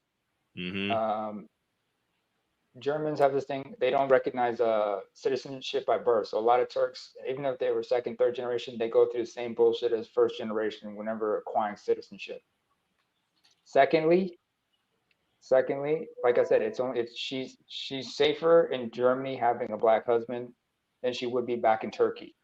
Because they forget in Turkey, or Turkey as they call it, Turkey, just like Iran and the rest of the Middle East, anti-black racism than a motherfucker. Of course, they will be a little lenient to her husband because he's a U.S. national. That's the one thing people forget. But she was raised. She speaks her native Turkish, unless of course she's an ethnic Kurd, because in the southwestern part of Turkey they have Kurds, and there's a lot of things that people do not know about some of these countries, which doesn't surprise me. Oh, by the way, the German woman she clapped back at too. She clapped back. The one who was like talking, who was like calling her out. And Yeah, everything. she clearly was listening to BGS. I'm sorry. No. That's not what I'm talking about. The German woman the German Turkish woman. She was talking about the other German woman who was criticizing her. That woman, that white German woman, the way she talked, you know good and well she's been around West Africans in Germany, most likely Ghanaians or Nigerians. Those are the most common nationalities in Germany. And she's probably dated either, those types of men. Okay. Yeah. So, because the way she said certain terms, you heard the West African in her come out. Just like with the Turkish woman, when she was talking in English, sometimes you hear the ADOS come out of her because, being around her husband and her husband's family and shit. So this comes as no surprise. And her speaking Spanish, she probably been to Spain, so she speaks Spanish like a Spaniard. Not like how they do in Latin America, but like how in Spain they speak Spanish with a lisp. So she's probably fluent in that. I'm pretty sure. I would not be surprised if she speaks Italian, French, definitely not Dutch. Germans hate Dutch. But just understanding her background, everything, I'm like, yeah, it's surprising how some of these people are. Man, they got huge Turkish populations, not just in Germany, but also in Austria, Switzerland, France to a lesser extent. But you find a lot of Turks and Kurds up here in Scandinavia. Hell, my cousin, I got a cousin. His wife isn't Turkish or anything or Kurdish. She's Iranian. Nice woman. They got a little daughter and everything. So it's interesting how they integrate things. The reason I'm going to wait till tomorrow to review that video, one, it gives me a little more time, and I can knock it out after I come back before I go to physical therapy, and it'll be before I have my baseball game tomorrow night. And two, I can speak from the standpoint of being married to a white woman. Okay. Because she told no lies in her statements. None. Yep. We know for a fact your wife doesn't have an issue, but Snowman, nope, yes, sir. I will not. Nope, I will not, sir. You said stay off the weed. Nope, I will not. Blasphemy. I already know you're not. Blasphemy. Blasphemy. Wait a minute. See, why'd you give me a sound? See, why'd you give me a sound bite? Why'd you give me a layup when all I have to play for you was that is blasphemous. That is blasphemous. How dare you? How dare you say such a thing? Yeah, very much so, and I concur. And I don't concur with Stephen A. Smith much, but I concur. Blasphemous. Paul but Allen. Are you kidding me? Y'all want to save the world. Y'all want them to be sober for this bullshit, not me. Oh no. I got caffeine. I'm good. I got my drug of choice. I'm good. Caffeine give me the shakes. And you got to drive. Don't like that. AB, when are you hitting the air? In about 7 minutes. You gonna be talking about Cam A? Oh yeah, we got some stuff to discuss. Yeah, I will meet. I will just meet y'all uploaded a there. new thumbnail. Oh shit! What you say about the thumbnail? Come again, please. It's a new thumbnail. Oh, new thumbnail. Oh, okay. Okay, up. Yeah, we're not just gonna be talking about Kamala. We got to talk about a couple other people too. Oh boy, gonna love this. I will meet y'all there. I have to go tuck my beauty in for the night because she has to get up early tomorrow. Oh, tell that. I will meet you. I will meet y'all there. All right, tell that white black woman we said hello. And you know she picks on you guys too. Mm-hmm. She picks goes, on me "Oh, the they already." worst. Huh? She picks on me the worst. No, she picks on Victor and BGS the worst. All right, she doesn't pick at me at all. I feel so neglected. No, you don't, you lying bastard. No. No, First of all, she picks on all you guys. Yeah, I know, but correction. I'm not a lying bastard. I'm a See, sick bastard, You're a but not a sick lying bastard. bastard. I'm a sick You're a, bastard, but not a lying bastard. I you're understand there's a you're a big sick difference on that. bastard. You're a sick bastard. No, like Eminem, I'm a sick Right. bastard. I will meet y'all on AB stream. Yeah. Let me go give my beauty a good night kiss, and I'll meet y'all there. No. Also, let me set the record straight here. I am not a Dusty Jermaine. I'm a dirty ass Tito. I'm too guitar for be on bass like Jermaine. You know what I'm saying? Shit. Oh, by the way, AL? AL? You said what? Yes, Oh, what sir. did I say? Yes, sir. Yes, sir. First of all, like to repeat to clarify the noir, I am not a Dusty Jermaine. I'm a dirty ass Tito. Big difference. Secondly, I'm a dirty foot African, right? I'm a dirty ass. Well, I'm more than just. It's more than just my feet that are dirty half the time. Although I'm still an African. It's okay. We know the slogan. It's here and abroad. In dust we trust. Dust we trust. Only time I'm dusty is when I'm Dusty Rusty. Dusty Rusty Jones. That's ODB for y'all. But what I wanted to say to AL is this. You said, no, you will not stay off the weed. Of course not. Your theme song is Weed Man by Busy Bone from Bone Thugs and Harmony, man. Because you keep smoking. I'm the weed man. I'm the weed man. I'm the weed man. Keep on choking. I'm the weed man. Yeah, heard it. I prefer Devin Dude. He suits me better, but thank you kindly for the compliment. Oh, come on, man. Some of the best weed songs I remember were by Bone Thugs. But then again, Red and Meth, they got some great songs as well. I remember Redman had a song with Snoop Dogg and Nate Dogg called Mary Jane.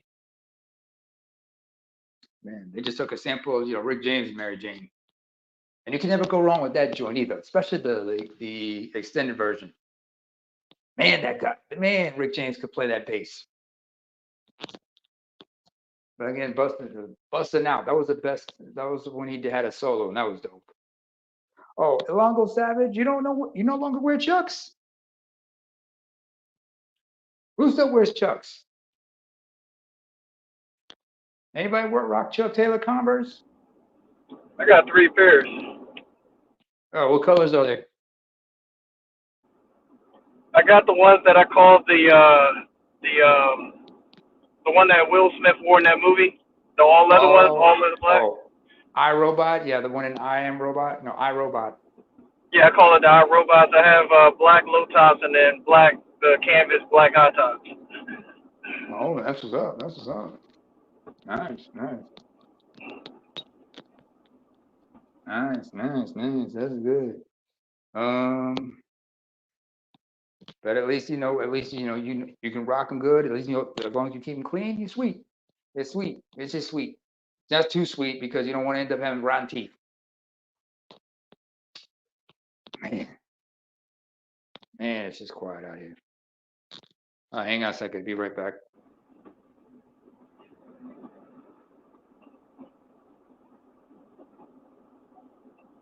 Hey, Charles, you there? Woo! What's up? Yeah. I thought about what I'm driving, by the way, y'all. That's why it sounds like this. But I thought about what I said. I just texted in and just went back to the road. But the DEI degrees, that's a real thing because I've actually seen it. And the audacity. That shit had us all laughing, dude. Yeah, I mean, it's funny, but it's true. Like, I've seen it. I've seen it. Like, when you get special favors to get into the school because they got to meet the quota, and then in order to graduate X amount of constituents, it is DEI. So, in terms of, like, having the majority of the staff that's on that side of the gender pool, like, the audacity to sit there and to make certain comments saying like, hey, we're the most intelligent, the most smartest, and all this type of stuff like that. It's like if it was a fair and even like ground, they'll see where that goes. But we see that when it comes to some of the STEM degrees. But people oftentimes don't talk about that. Well, people don't like to talk about the fact that in 2030 they want 30% of the police, 30 for 30. They want 30% of the police in America to be female. I'm gonna go to a life of crime just so I can know I can get away with it now. and it's funny. Like, has a woman ever legitimately passed special forces, Rangers, SEALs? Like, legitimately? No. You may not be able to answer, but I'll do it for you. No. You know why? Because that shit will fuck up the strongest of men. And you know what's fucked up? Instead of being correct, you need to actually be right. If you get what I'm saying? You picking up what I'm putting down? Yeah. Instead of having the best people to do the job and admitting, yeah, men are better at this. Like, there are some things women cannot equal. Oh, you telling me there's no woman who could whoop your ass? Probably not.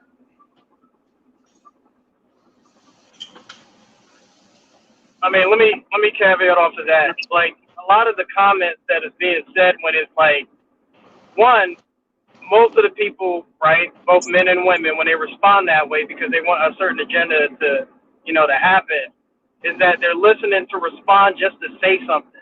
But if to actually put it in practice, they're going to stop it because they know they're going to be proven wrong.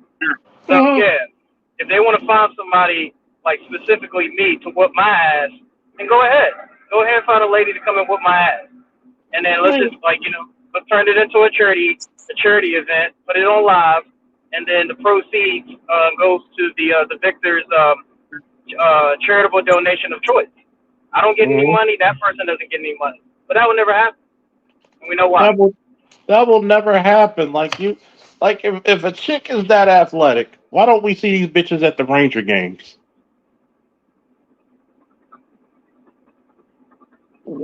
Think about it.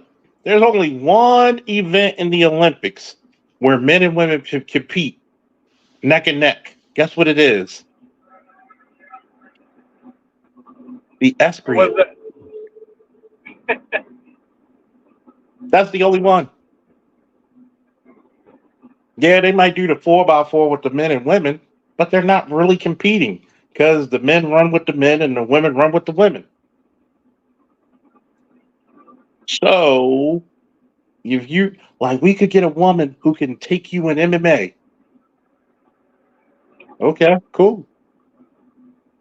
She's gonna get mauled, but why don't you really want us to compete on the same level?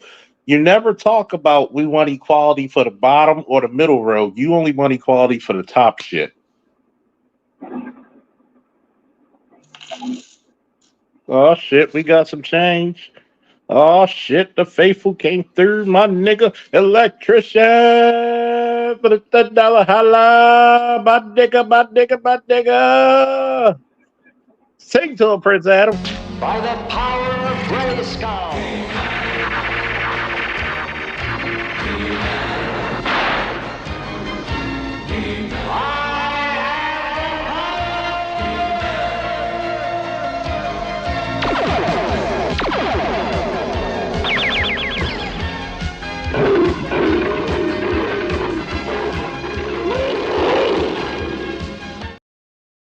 Chad, you electrician. And by the way, Padawan, I never had cartoons that damn epic. Sorry. Ben 10 was never as epic as He-Man. Static Shock was never. Static Shock's from the 90s. He's not yours. He's mine. You said we never. You said we never. You never. What cartoon did you have as epic as that shit right there? I'll give you. Y'all never had cartoons. Ben 10 couldn't hold. Hell no. Hell no. But we had epic. We have epic cartoons for sure. Really? Yeah. Really? Yeah. Hold up. You had epic cartoons like the opening of Thundercats. No, that's not what I'm saying. That's not what I'm saying. I'm saying we had epic cartoons. That is legendary. That's not epic. What's epic? He-Man is legendary. Thundercats is legendary. You're telling me y'all had a cartoon? We had epic cartoons. Like what? That's not anime based. That's not anime based. Oh, of course you're gonna copy that. No, back it up. The fucking intro's better than most of your cartoons. That's legendary. Look at the art. Look at this shit. That's legendary. Look at. I gotta give it to you. That shit should be in the museum. It's so beautiful. Look at this shit. You might have had better graphics going through. Y'all had better. Did you see what the fuck? Nigga, look at this shit. Did you modify Justice League? Number one. Now. You Number one. You can't just absolutely. That's not even a cartoon. That is a cartoon. What? Injustice? Injustice League? And you talk about Justice League? Yes. You weren't even born when Justice League came out on the cartoon. That's what I said. The new modified Justice League. That's not even meant for kids. That's adults. So Man, I remember. I watched it. Yeah, because you're a muncher. Let me ask you something. I can think of several different cartoons that were epic, that were great, legendary, whatnot. Besides Robotech, god damn, that was a soap opera. Shit. I mean, G.I. Joe, god damn. G.I. Joe was dope. G.I. Joe was great. I remember an animated series called Mask. You're gonna bring out Inuyasha. First of all, Inuyasha was basically for adults. It wasn't for kids. You're talking about straight up as a kid. What epic cartoon could 5-year-olds in the early 2000s versus 5-year-olds in the 80s? There's almost no comparison. Matter of fact, most of your cartoons. Here's the sad part. He-Man was PG-13. He-Man, it's not even PG-13. It's like, this is how you know. Is that what you said? Have you noticed the heroes of your fucking generation? Were you really? They were smaller and smaller and smaller. Were you really supposed to be watching He-Man? Yeah. And yeah, you were. We were watching He-Man since we were like 3-4 years old because it was PG. Yeah. And you got to remember. It was PG. You got to remember. G.I. Joe and all the others, they were all PG. He-Man didn't become PG-13 till Netflix. No, I don't. So here's the G.I. part. Joe is Because they never really shot each other. The fucking movie was violent because he took a spear to the heart. Yeah. But you got to remember, you gotta look at it right. Here's a difference in heroes.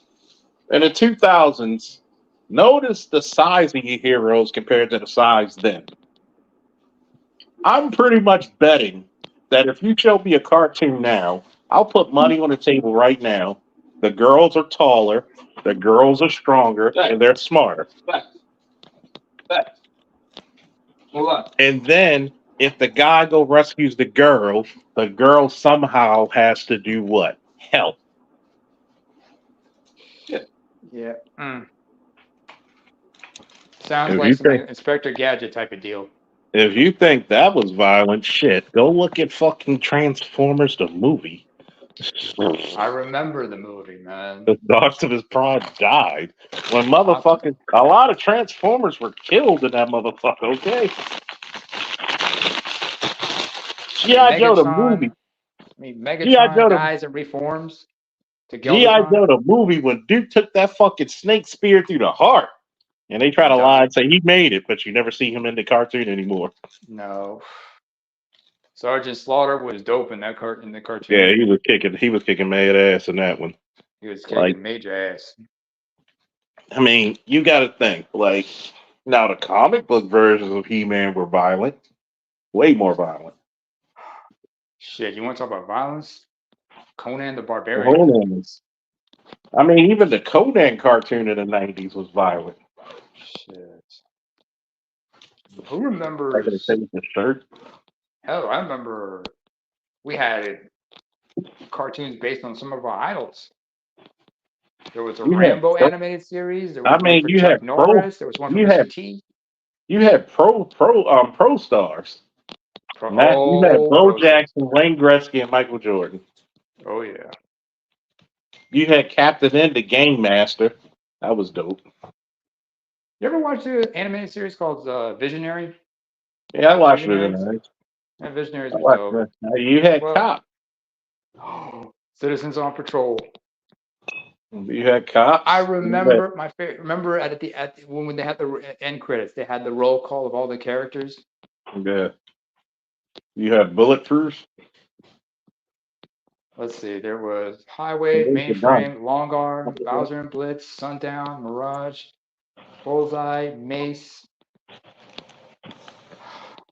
Oh, the original Tom and Jerry were violence. Oh, that was over the top violence. So you gotta. It was zany violence, so people overlooked it. But if you wanted to look at violence, go look at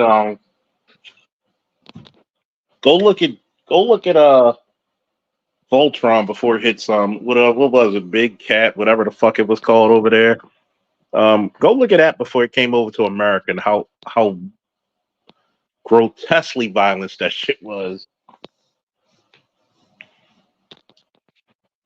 Man, you want to see some violence and shit? I mean, Todd McFarlane's Spawn, the animated series with Keith Davis as the voice of Spawn.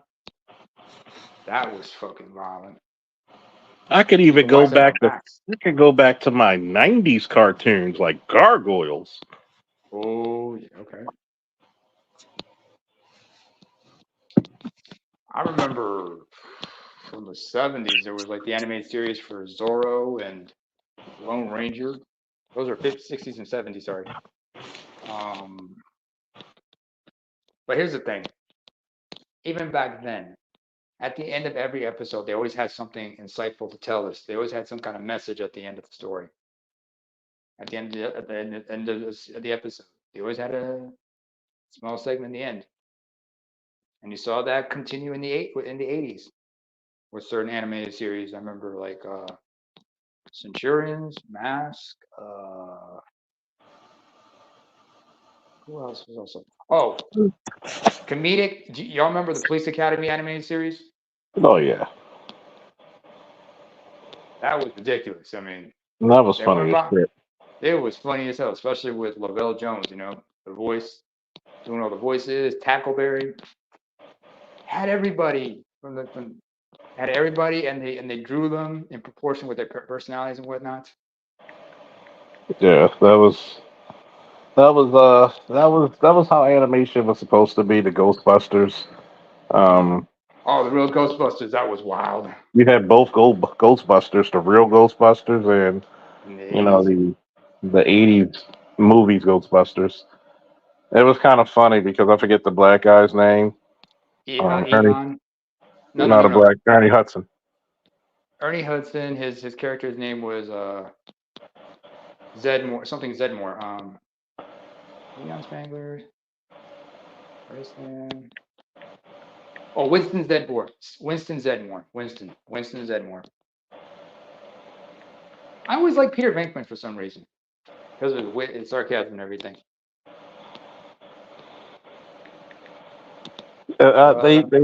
He actually tried out for the role, and they said he doesn't sound like the character. Ernie Hudson? Yeah, that was the, he actually told the story. Shit. Did they find anybody? Could they find anybody better? Ernie How did, Hudson is a talented actor. He can play all kinds of characters, man. he still looks great, doesn't he? Still looks great. I mean, Told he's like Carl 70. Weathers looked great until his dying day. I mean, he looks great, man. He's in his 70s. I mean, he looks fit as fuck, man. He works out like a motherfucker. I'll tell you that much. Works out, probably but he also makes sure he keeps his body in tune. Yeah.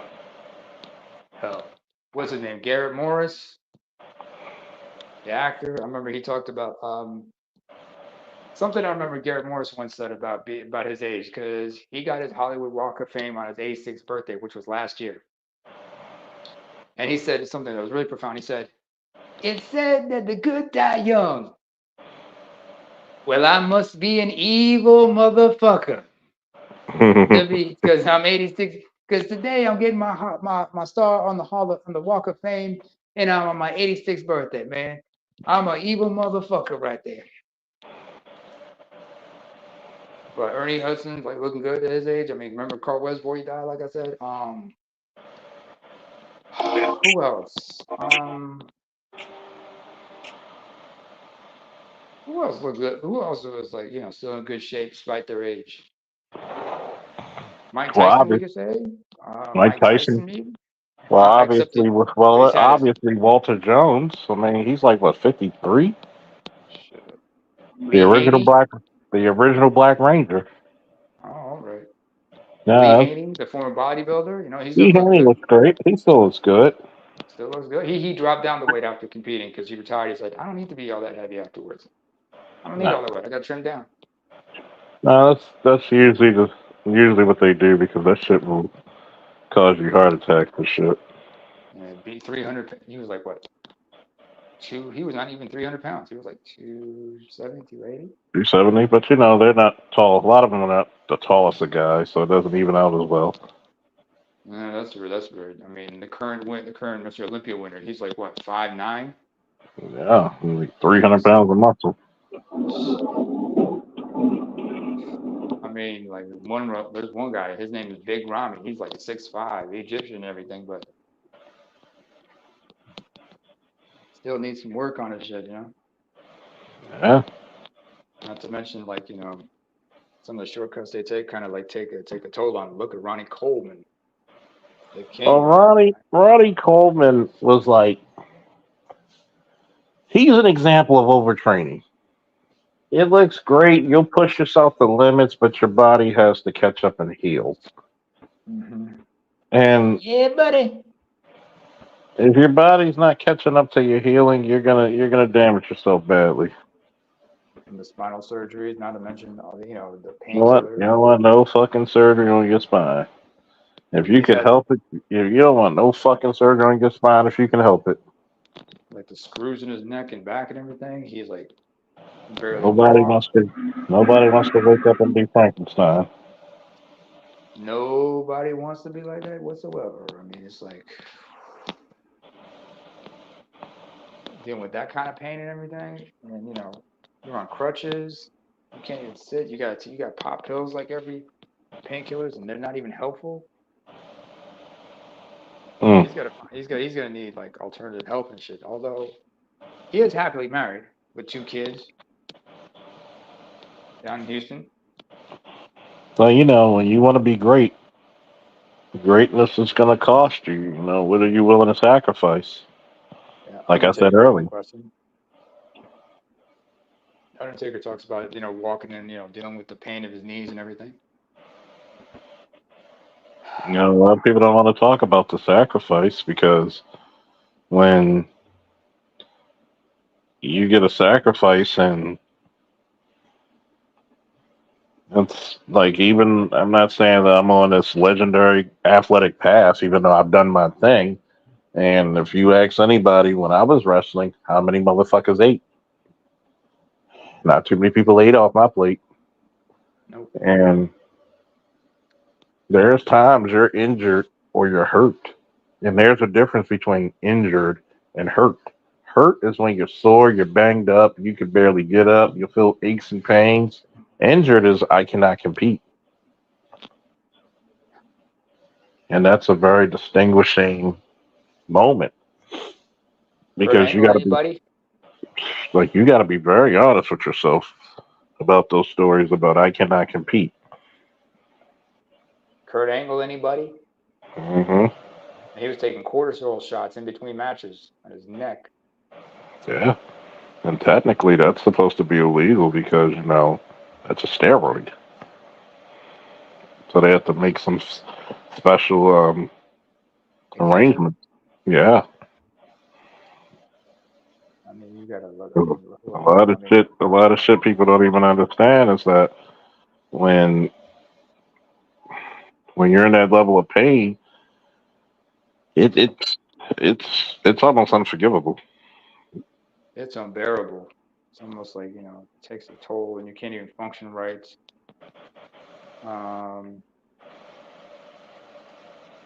You just gotta worry about possible long-term nerve damage and whatnot. I mean, one example is like Mr. Wonderful, Paul Yeah. Orndorff, because remember he had a neck injury. He waited too long to get it checked out, get surgery to fix it because he was on a good run. He was on a run with Hogan. What happened? His right arm, the muscle of his right arm atrophied. And when he got back into shape, his right arm, especially his bicep and tricep, always looks smaller than his left. I remember in WCW, he competed in a match, and it was on a pay-per-view, I remember, and he was like temporarily paralyzed in the middle of the match. They stopped the match just to get him out, just to get a gurney in there and rush him to a hospital because he was like. Did somebody break their arm in WCW one time?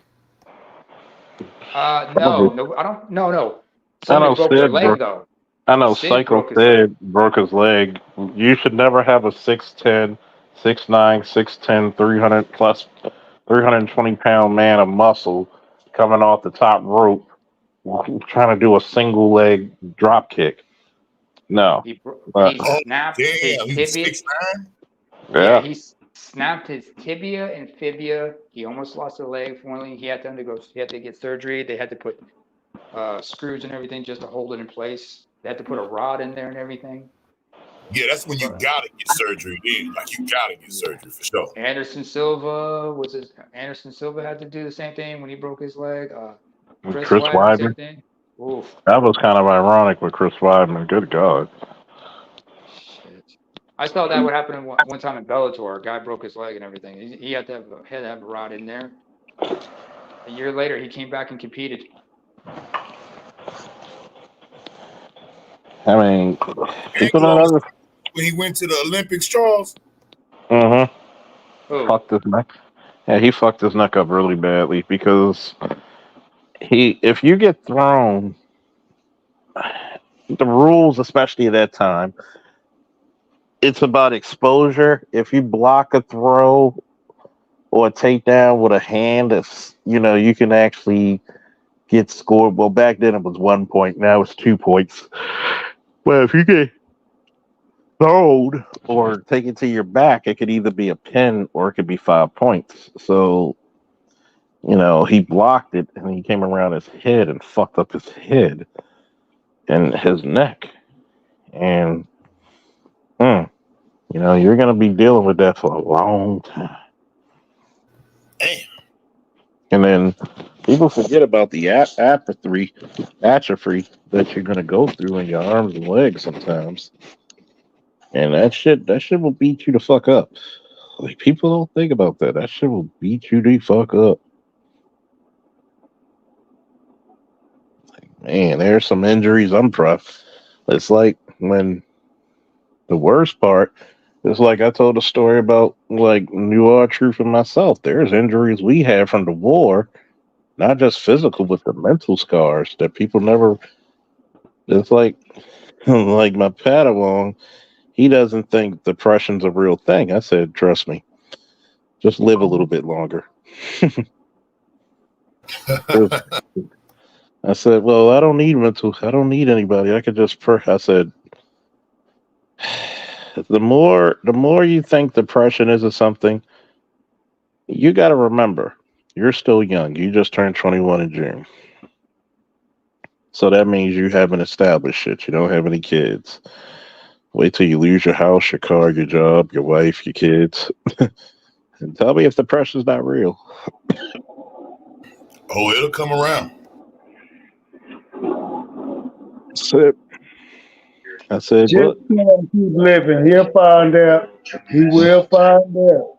Try having depression since you were a kid, man. I said, That's devastating. I said, chemical imbalance is a motherfucker because there's some people who have chemical imbalances.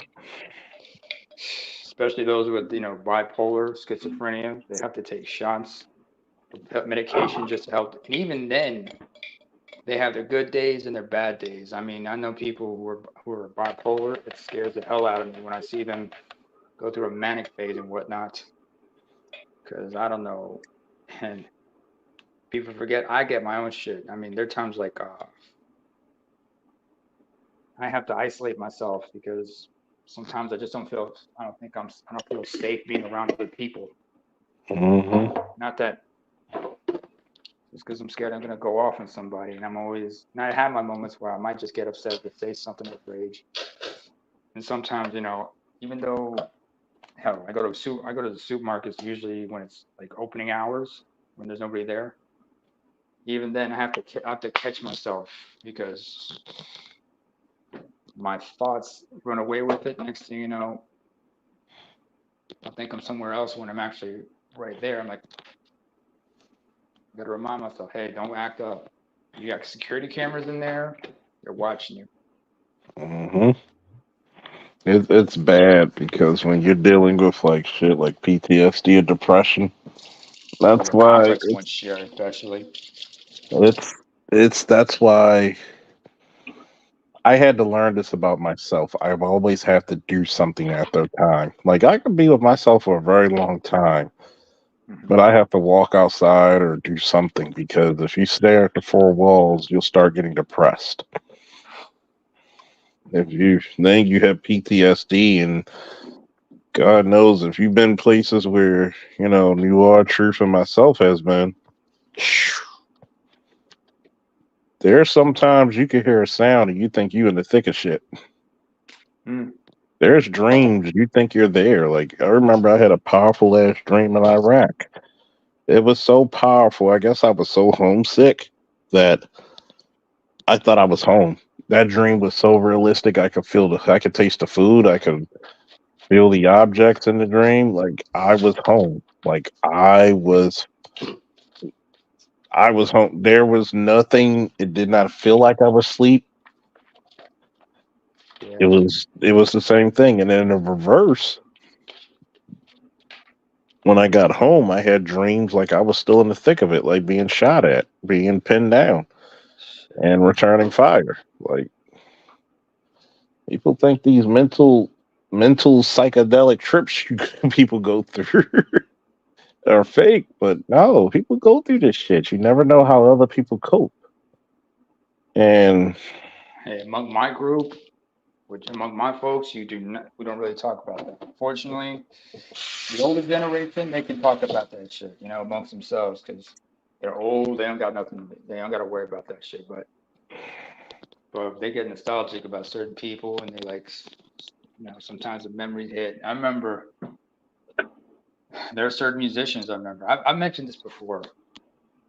There were two songs I can think of. One is it's called Harena. That's the girl's name, by the way. Mm. And in that song, the musician, his name is Tesfaye Mahari, he's talking to this little girl named Harena. Harena is the daughter of a friend of a buddy of his.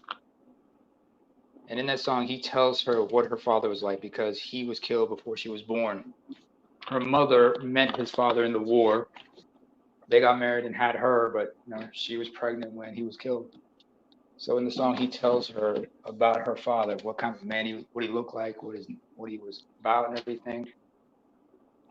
And that was just like that was like something like that. I remember another musician had a song where he talks about he went to go visit a fallen comrade's family, and when he saw his buddies, he's a little boy. That boy looks so much like his father. He just, just the memory just flooded right back to him. And he tried to. It took him a while. It took him everything he had just to keep himself from getting emotional. Man, bro, my uncle, dog, came back from Vietnam, and when he came back, man, he had a bad thing about drinking. That was how he coped, right, Charles? He would drink. Oh yeah, I know what you mean. Yeah, there's a lot of guys who do that. That drinking shit. That's why you got to, if you're gonna drink, you gotta have that shit under control, man. Man, he used to drive, and be drunk. The sheriff had got to the point so much to where they were scared to even stop him. So they would let him drive to his house, get out his truck, and then just like we'll come talk to you tomorrow. And one day, the lights, I guess, had triggered, and that's why I did it, because that lights had triggered him. Something like triggered him, loud noises, lights was triggering him to the point where he basically went in his house and dug his hole, man, and put his sandbags up in the room. And they was like, nah, leave him alone. Leave him alone. You know what I'm saying? And I'm so young and stupid and dumb, Charles. I went in there one day and I was like, hey, it was before I had went to the military or anything. I was like, hey, tell me how many men you killed in the war. My auntie was like, man, don't ask him that, because, he gonna flip out. And he was like, nah, it's all right, because I'm Lil Neff, right? So like, come on, Neff. He said, with my hands or with my gun? I said, okay. I said, okay, well, we ain't gotta talk about that no more. Shit. My dad had a colleague. This guy was a colonel in the Army, Vietnam vet. From what I understand, my younger brother and this man's daughter just hit it off, right? I understand my brother's 17. Got a chance to meet this cat and everything. My dad's former colleague, he introduced my, he met my family and everything. I was not there at the time. I was in boot camp. But this motherfucker tried to like intimidate my younger brother because he was like, talking about his exploits in Vietnam and whatnot. And I can understand why, because, my brother and this man's daughter took a liking to each other. And this girl was, and from what my brother described, she was fine, half black, half Latina. But, she was. Did your brother stay with her? No, they met just for a summer. But I got to give props to my younger brother this one time, because, she wanted to. But he said, nah, I can't do it because it was not righteous. You know what I'm saying? I got respect for him about that because, yeah, I know a lot of people clown like, man, you should have hit that. I said, because I know she wasn't genuinely trying to hit it with it. She didn't want to do it like that. She just wanted to get back at her daddy on some bullshit. So I'm like, Yeah, he made a smart move with that. No, we were raised to know better than that, man. My brother knew better. Also, when she said she got the condoms, I'm thinking, how do you know she had the right size? You know what I'm saying? Yeah, she was too rich. You don't know if she got the right size, some shit, because sometimes they don't sell, they don't got the right size for brothers, you know what I'm saying? Especially if you're on the thick side of shit. Yeah, and don't ever use the ones that the clinic and the health department give you, because them things, they're just completely negligent. You're gonna be Too negligent tight. and all. Look, you'll Too be negligent small, and all the way. too negligent, bad quality. I mean, you don't want to go there with that. I mean, I'm like, I mean, I remember I got on with a chick and the condom I wore was too small. I don't know how I was able to put it how to work it, but it worked. But anyways, it's like, At like I what said, time did in the cartoons, bro, did they stop saying die, dead, death, or kill? Because I know it was a time where they would say that, or they would show, they might not show the blood, but they would show, the sword fight and the person lay on the ground or saying their last breaths or whatever. When did that stop? Was that in the 80s? I think maybe the 90s, because in the 80s they still kept it PG for the most part. Unless it was like it was an animated movie or some shit like that. Because there were certain animated movies that would scare the hell out of you. They were not meant for certain areas. Some of them were not. Like, there were some from the 70s that were like more for like, there were PG-13 content. You know what I'm saying? Yeah, I remember it was one cartoon called Battletech. It didn't last long, but it was in the Mech Warrior series. They actually tried to bring over the Mech Warrior series to the Saturday morning cartoon. And I go back and look at it now, and they were like, well, when the mechs explode, usually the person is killed in the explosion or whatever. And they would always eject right before it explodes. And I remember going back and looking at the actual game and the comics. They didn't have that. And the guy who wrote it, he was like, yeah, Fox made us, every time we destroyed a mech, we would have to put a ejection seat, because they would not allow us to show anyone being killed or even look like being killed. Mm-hmm. Yeah, that was early '90s. Depending on how old some of us are in here, you remember how they try to stop Mortal Kombat from actually coming out because they said that it was messing up kids' heads? That was 92, 93. Yeah, that's when the smoke blood, when they put the smoke blood and the ash blood in people and whatever. Uh-huh. Yeah, that's when all that stuff started. It was also, don't forget also, because of all that, in '94, what did Congress establish? ESRB ratings afterwards. That's right. Yeah, the ESRB, the mature rating and the E rating and all that.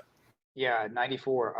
That was in 94. Over here in Europe, we have a similar system. It's called PEGI. They established that in 2003. In fact, the ESRB ratings, I think they had their anniversary's coming up. Their 20th anniversary's coming up. ESRB ratings, that is. I think they had a good idea. Was that before Columbine or after Columbine? Before Columbine. ESRB ratings before Columbine. This is 94. Columbine was like what, 98, 99? Okay. So yeah, it was before then. Okay, gotcha. Yeah, because remember, the games that they would, like, if you remember the games that they were associating with Columbine was like, first person shooters like Doom or Duke Nukem and shit like that. Wolfenstein, the original, yeah. Oh, I played the original Wolfenstein and the original Doom. Dope as hell. Hell, I remember playing this is a real-time strategy game called Age of Empires. There was gore in that one. There was gore in that, but then again, that was about history, so they naturally had to have gore in it. But I think it's like, also, I remember Japanese anime in the 80s. They didn't have the same hang-ups about sex and sexuality like they have in American cartoons, but they kept it PG. Yeah, I remember that because a lot of times my cousin would show me some of those. They called it Japanimation back then, right? Yeah. And you go to the certain comic book store and they would actually have the tapes and the comics to go along with some of that stuff, and it was real wild, man. It was wild. It was no ratings on it, and I guess in Japan their rating system, their culture was a lot more different than ours. Well, their mentality on sex and sexuality is a little different, but they know like there's a time and place. Their views on nudity is a little different than ours, but they also understand that like they don't have like this because remember the U.S. From 79 to 1980 they changed. Remember in the 70s it was a little more liberal, then they went uptight 80s. But and you don't Right. see that in Japan that much. They were a little more tamed about it. I mean, if you remember the movie Boogie Nights, we talked about the adult scenes back then, the adult film industry at that time. 79, things were like changed. 1980, things were different, and then they had the resurgence in the 80s. But it is what the fuck it is. Yeah, man, I'm kind of glad that Zedmore was played by Ernie Hudson. Because Winston Zedmore. His first yeah, name was Winston. Yeah, Winston Zedmore. Because not only was he the everyman, it was intentionally a black character they wanted to write in, and then they wanted Eddie Murphy, right? But Eddie was doing Beverly Hills Cop, so he couldn't do it, and everybody was like, "Man, this Ghostbusters stuff is corny. Nobody's gonna like this sock humor, and nobody's gonna want to watch it." So I think they did go after Arsenio as well, and I think Winston had to go back twice, right? And he finally got the gig. But I saw an interview with Ernie Hudson where he showed the original box cover art for Ghostbusters, and they did not have him on the box cover art or the covers for the banners for the actual the movie. He was credited, but his face never showed on the box. And he eventually said that the studio came back and said, "Well, we're marketing this in overseas markets, and to see a black guy as the hero on the box would be not good." Turns out he's one of the most favorite characters out of all of them, and that was the most craziest. That's how they don't put Winston on the cover. Winston was my favorite character. Winston was dope. I don't know. For me, I just like Peter Venkman, played by Bill Murray, because of the humor and the sarcasm. But Venkman's humor, man, was crazy. Peter Venkman, Egon Spengler, Roy Stan. I mean, Ray Stan. Ray Stan, because remember, it was the character, Harry Ramis, who played Egon, co-wrote and created and produced the movie with Dan Aykroyd, who played Ray. Bill Murray was excellent as Peter Venkman, and then Ernie Hudson as Winston Zedmore. That was a dope good group. Let's not forget the receptionist Janine, and you cannot forget about Slimer. Slimer was a great character, was a great, for comic release and whatnot. Yeah, they wanted to make him look like Belushi. That's what Aykroyd was like. Well, he wanted to make, because Belushi was going to be in the movie, but he died. And he said, Belushi. That was, because boy when you right say there. Belushi, hang on, Shatter. When you say Belushi, you got to be more specific, because remember, there's the late John Belushi, and then he had his brother James Belushi. Right, Jim. Yeah. So you gotta, Yeah, John was his boy. John was the one that he did the Blues Brothers with. Yep, both of them, Blues Brothers 1 and 2. Yeah, that was a comic team. I like Aykroyd. Aykroyd was the kind of stupid, funny one.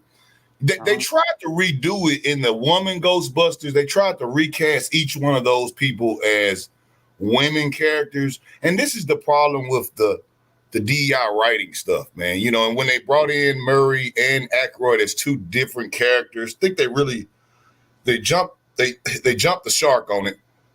They really did.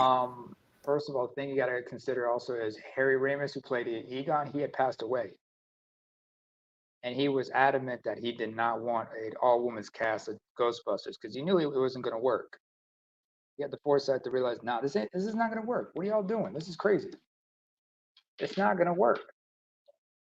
So they waited until he died to do it, because Dan Aykroyd was one of the Dan Aykroyd had to push for it, and you saw what happened. the fallout of that shit. I mean, you had What didn't wasn't Feige one of the directors on that? Wasn't Feige the director on that? I'm not sure, but I do remember the cast. The cast involved like SNL cast for alumnus. You had Kristen Wiig. No, it was Stella. It was what Melissa McCarthy. That's the stocky one. There's Melissa McCarthy, Kirsten Wiig. What's her name? McKenna. Something. And McKenna. Leslie, and what's her name? Leslie, the black lady. Leslie Jones. Leslie Jones. Yeah. And it was messed up what happened to Leslie Jones afterwards. Because remember, she got trolled hard afterwards. She was getting trolled like a motherfucker. Yeah, I saw. You know, I actually liked the one who was supposed to be. I guess she was supposed to be the Dan Aykroyd character. Out of all the characters, that one seemed like it was the most entertaining, and that says a lot about that movie. But you know, I watched it, man. The effects were good, but it just didn't slam as a true representative of the brand. I don't believe. Even worse is they had Chris Hemsworth in there, but he was like the male equivalent to Janine, the receptionist. That didn't work. Yeah, that did not work at all. It was way out of his ballpark too. It just didn't seem like it. You know, he didn't have really a character, man. He just seemed like the dumb, good-looking guy that just got a job with these girls, and then he's just stupid. It's like, pretty boy. Like the pretty boy, stupid guy. You know, well, you know, even with Janine wasn't stupid. Eddie Potts played a street smart chick, just needed a job, didn't believe in none of the ghosts or none of that. You know, it was believable how they put her in there. Yeah, she was like, her character is basically, Janine was basically, she had that Hell's Kitchen accent, you know? She had like that Cyndi Lauper type of Hell's Kitchen accent. Remember, Cyndi Lauper's from Hell's Kitchen, by the way, folks. I think. But she had like that Hell's Kitchen type accent. So she was a badass like that, you know? She was hood smart, well aware of her surroundings. And she's like, nah, I don't believe in ghosts. I handle my business. And remember, Rick Moranis in the second movie played her boyfriend. That was kind of funny. You remember the actor Rick Moranis? Yeah, man. Honey, I Shrunk the Kids. Honey, I Shrunk the Kids. I remember when he was in a movie with Steve Martin, where Steve Martin is a mobster going to witness protection, and he has to be his cop. He has to be his has to be the cop to make sure he gets to protective custody and shit. Or when they work together in Little Shop of Horror. Yeah, I remember that. Feed me, Seymour. Feed me now. Oh, in the 90s, there was an animated version. There was an animated series based on that movie, Little Shop of Horror. Did Rick Moranis do the voice? No, but it was different characters. It was like the plant's there, but they had the plant, but they had that giant Venus flytrap, but it was like a bunch of kids working with their parents at that flower shop. And you know, it wasn't scary, it was more comedic. It was way too comedic. Because remember, it's a 90s early 90s cartoon. And the intro was like that, was like the pop shit. The intro music for the intro was like it was basically New Jack Swing and stuff. It was like some New Jack Swing type of R&B type of deal. You know what I'm saying? Yeah, that's when they actually made soundtracks for movies. I'm not talking about the movie. I'm talking about the animated series. The movie, they used like they were using music from the 60s. You know, that bebop music and shit. You know. Did you see the new trailer for the Gladiator 2? No, I haven't, but I know Denzel's in it. Denzel looking intimidating in that one, you know? Yeah, they got Denzel, and a lot of people crying about it, man. talking about, well, black people, they, this is Romans. I hear a lot of the same type of characters and stuff. And I'm like, man, do they not know that Rome had legions of black soldiers? You know what I'm saying? I'm like, did they not know that? It shows how ignorant some people are about the legions and how the Roman army was, because not everybody who fought in Rome was a Roman necessarily. They became Roman citizens afterwards.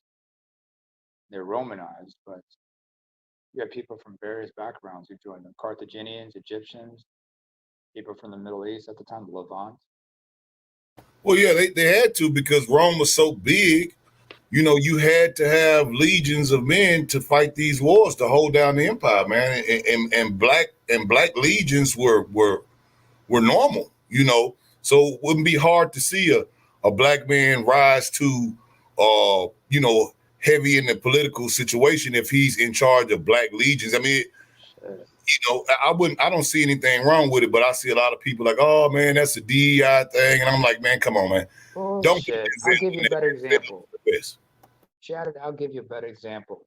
Take the Achaemenid Persian Empire. When they conquered most of the known world, they conquered parts of Europe, parts of North Africa, especially in around Egypt and such. From Egypt, they got like Egyptian soldiers, right? But they also brought a lot of Nubian. They also recruited a lot of Nubian warriors. Nubians were some of the best archers, and we're talking about folks from Sudan, folks. The darkest people, the Nilo-Saharan, the darkest folks you'll ever meet of African descent.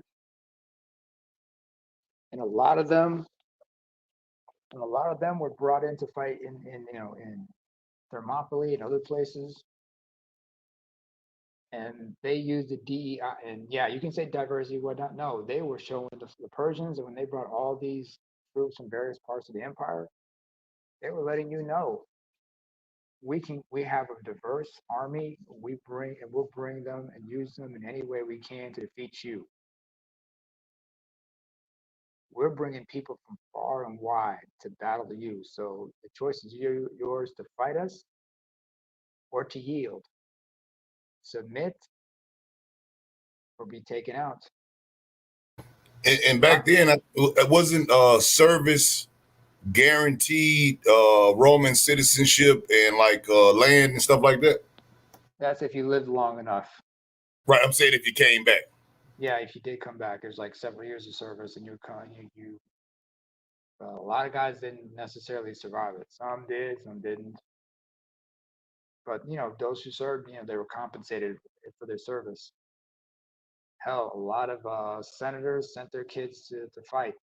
Nothing serious, but it's just like now, senators would send their sons to go on expedition. Nothing serious, just a little this, that, and the third, just to look good on the resume. But they just wanted to groom them and make them prepare them to soldiery and whatnot, and then for them to come back. I mean, if you read the Chronicles of Julius Caesar, I mean, some of these young men who were on the upmend, who were on the rise, you didn't want to put them at risk in harm's way, because if they were captured and it was known that they were sons of senators, they'd be held for ransom. That's why you had them as members of your staff officers and such. A commanding post would look good, but if they did great, you would mention that. They get a lot of respect for that. As you were saying, Noir? Yeah, I was going to say some shattered real quick, right? Because I've heard a lot of conversations like that. Typically don't go into debates, because typically people, when they try to talk about history, there's a difference between old history and new history, right? New history is written by the victors.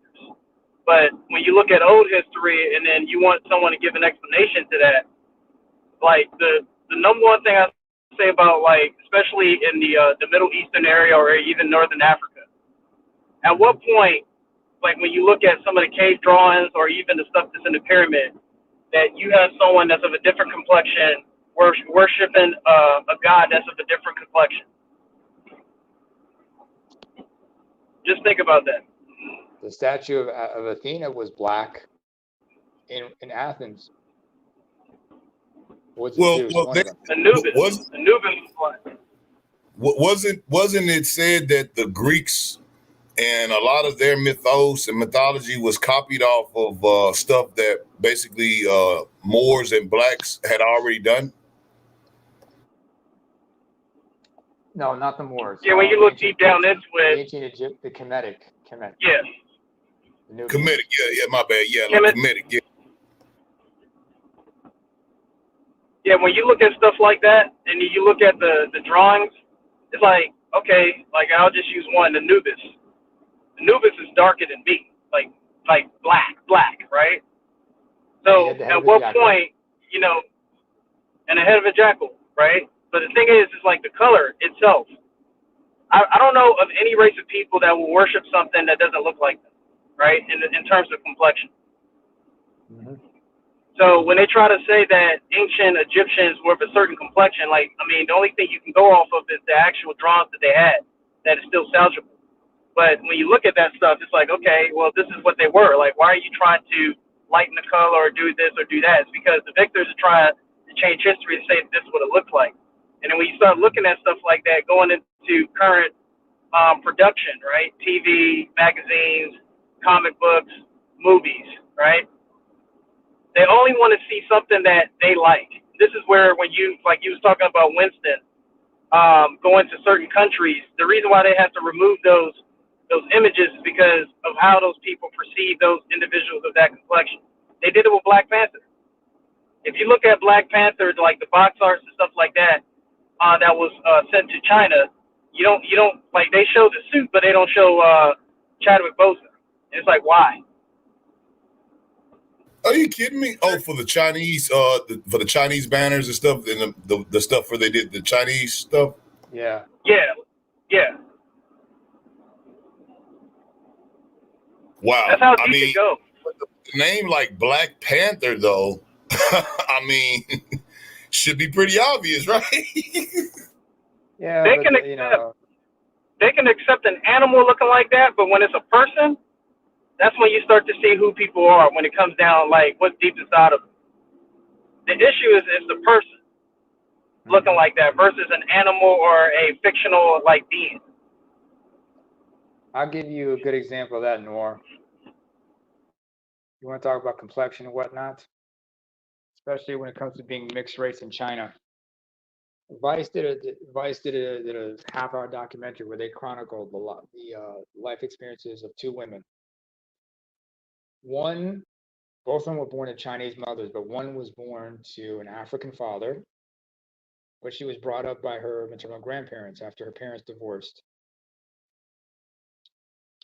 And people were like saying, and on Chinese social media, people were making derogatory terms about her, using black stereotypes and tropes about her father, saying black fathers don't give a fuck about their kids and everything.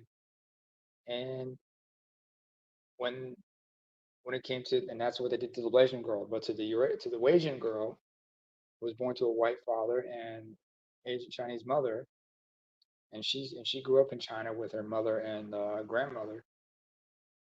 A lot of people were like looking at her just like, cause she looked what, cause she passed for white first of all,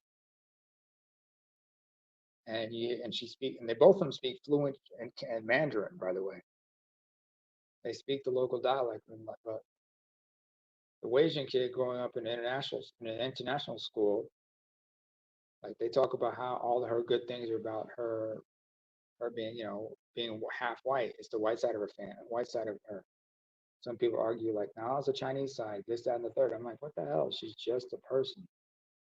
But they look at her like this little creature thing, this unique creature.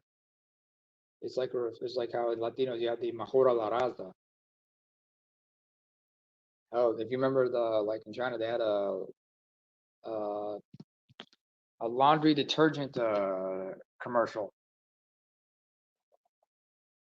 and what it did was like I don't know how they did it, but in the first commercial was like it was like a woman was complaining. She threw a guy into the washing machine with the certain detergent. It's a white dude. She turns the machine on, and after it's done, out comes this black brother. And then, in China, they didn't like it, and so the instance that the person come out was an Asian dude. They threw a white guy in the washing. Chinese woman throws a white guy in the washing machine. Out comes this Asian dude. I was like, what the fuck? But it's wild shit. Hey yo, AB started his stream. You guys want? I guess I'm gonna meet you guys there. Okay. All right, I'll be over there in a sec. Yeah, cool. Hey yo, Shattered. I'll see you guys at AB's. All right. All right, brother. Yeah, Shatter. I'll say just look it up, man. The thing is very, very deep. Like, this is a worldwide issue, right? Worldwide. And people don't want to talk about it. It is what it is. I mean, even it's not even to say someone is black. If someone is of a darker hue, there's an issue. I mean, you see colorism all over the world. You go to freaking places like the Philippines, you have light-skinned Filipinos, and then the way that they treat darker-skinned Filipinos. Even though to us, they'll look white, but to them, there's an issue. Koreans is just as bad, or I think even worse. And then even in India, they have a caste system. And typically, people who are dark, they're at the bottom, and it's like it's ingrained in the actual culture as well as the system itself. So you typically don't see dark-skinned Indians getting all the way up in power when it comes to politics or even positions of power, like in general. Yeah, the offices are they have their glass ceiling for the darker complected Indians for sure. I've seen that. I've heard even some Indians in Jamaica, because a lot of them came to the Caribbean and they were dark and they were Indian, but they were still dark, and they would come there and they would be able to start their businesses. They would be able to do their import export. And in the Caribbean, they would do a lot better than they would do in their own country. And I had them explain it to me about how if you were either a certain color, you were placed in that caste system, and they had that glass ceiling where you could not come up. You just couldn't. What's crazy about it, too, is the fact that they will take that and then they'll go to another place and then create their own caste system. So even though where they came from, they wasn't accepted, and it's all about being accepted. They wish they were there. They go to a new place and then they create their own caste system. And this is something I was going to talk about, like, if I actually start streaming and stuff like that. But this colorism thing is an issue. Like, I look at people as human beings, but of course people look at me and say, well, of course you can look at it that way. It's like, no, like, this is a human being. This person wasn't asked to be born in the way that they look. But you're trying to judge a person based on something they did not have a choice in. So, like Africa, because I'm actually African. I mean, I was born in America, but I'm African. Like, you see the colorism there. Like, people are in Africa are bleaching their skin. It's getting that bad that people are trying to augment themselves just so that they can have some form of acceptance, but not only that, privilege. Yeah, no doubt, brother. I've seen a lot of that skin bleaching stuff, man, from a lot of women, man, darker skinned women. And I would just be like, hey, you're bleaching your skin for you're beautiful, but I guess the colorism had been pushed so much onto them that they want to use the skin bleaching cream. Never mind that stuff causes cancer and all kind of eczemas and all of that stuff. I saw a lot of that, man. And that really bothered me, because I just was like, man, black is beautiful. Why do we want to erase the black? It's crazy. Yeah. Yeah, it's a sad thing to see it. Like, I mean, yeah, all of us, I think the biggest issue is the whole preference of what we like and what we're attracted to. So some individuals, they wish that they could be attractive, but you got to be attractive in your own way, right? And I was even thinking about this the other day, right? Like, certain individuals, if they were of a certain, like, shade, they can get away with being fat, right? Because they were like, oh, yeah, she's thick. But then if you're dark and then you're fat, it's like, oh, that's just like a double negative. So it's like those individuals have to go through that too. And I'm like, it's a sad thing. It's just that you got to understand where you can fit in, and not fit in the sense of a system that's being extremely judgmental, but it's just more of attraction. So being overweight is probably the biggest turnoff for a lot of people because it's just not healthy. It's just a thing of when it comes down to our primal nature, like we're only going to want to multiply with someone that is of a healthy stature. We're not trying to like continually to keep growing the population of sickly people or genetically defective people. So that in itself is understandable. But on top of that, it's like, yeah, so it shouldn't be a thing where people will be like, all right, well, you're shaming this, you're shaming that. Like, no, you're unhealthy. Now, it's different if you like what Charles was saying earlier, and I said it too, like Africans in general, yes, just because of over the years of what was considered beautiful to them, and then now we're in a different age. You know, some of these African women got some strong faces, but their bodies is ridiculous. Like freaking curves, like you're like goodness. Like you're not even working out and you got like that shape, like just stuff like that, but it's still attractive to certain people. Problem is that person's like, well, I want to be attracted to these people. It's like, well, they don't think that you're attractive. You're looking for probably 0.005% of that population, and how long is that going to take for you to find that one person just so you can be accepted? So it is a psychological issue. I will say that when it comes to the whole being a part of a group or being accepted. Well, yeah, man, and then the genetic drive, right? When you as a man, you're looking at a potential mate that's gonna bear your children. Obviously, you don't want to pick a woman that is sickly, that has traits of disease or congenital disease. In shape, yeah, for sure. Smart. When you making your children, you don't want to go and get the most ratchetest, out of shape, genetically, asymmetrical person. You want to go get, because I guess, in the symmetrical version of it in the health, in your mind, the genetics is saying that that's healthy.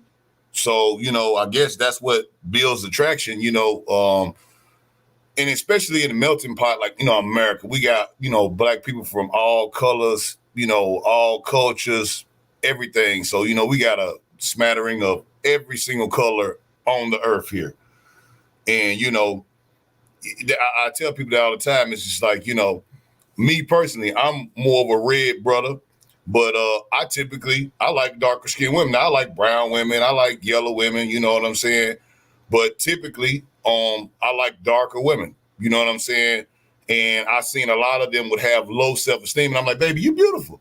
But I could see how they would beat them up, because she was darker skinned, she had a lower self-esteem. And I'm like, no, baby, you're beautiful. It was kind of harder back in the days. I guess the colorism was worse then, but I guess it's still the same now. But maybe like you said, it's kind of got a little forward now. A lot of that skin bleaching stuff has kind of subsided. I know it's people that still do it, but Black is Beautiful is starting to be a comeback.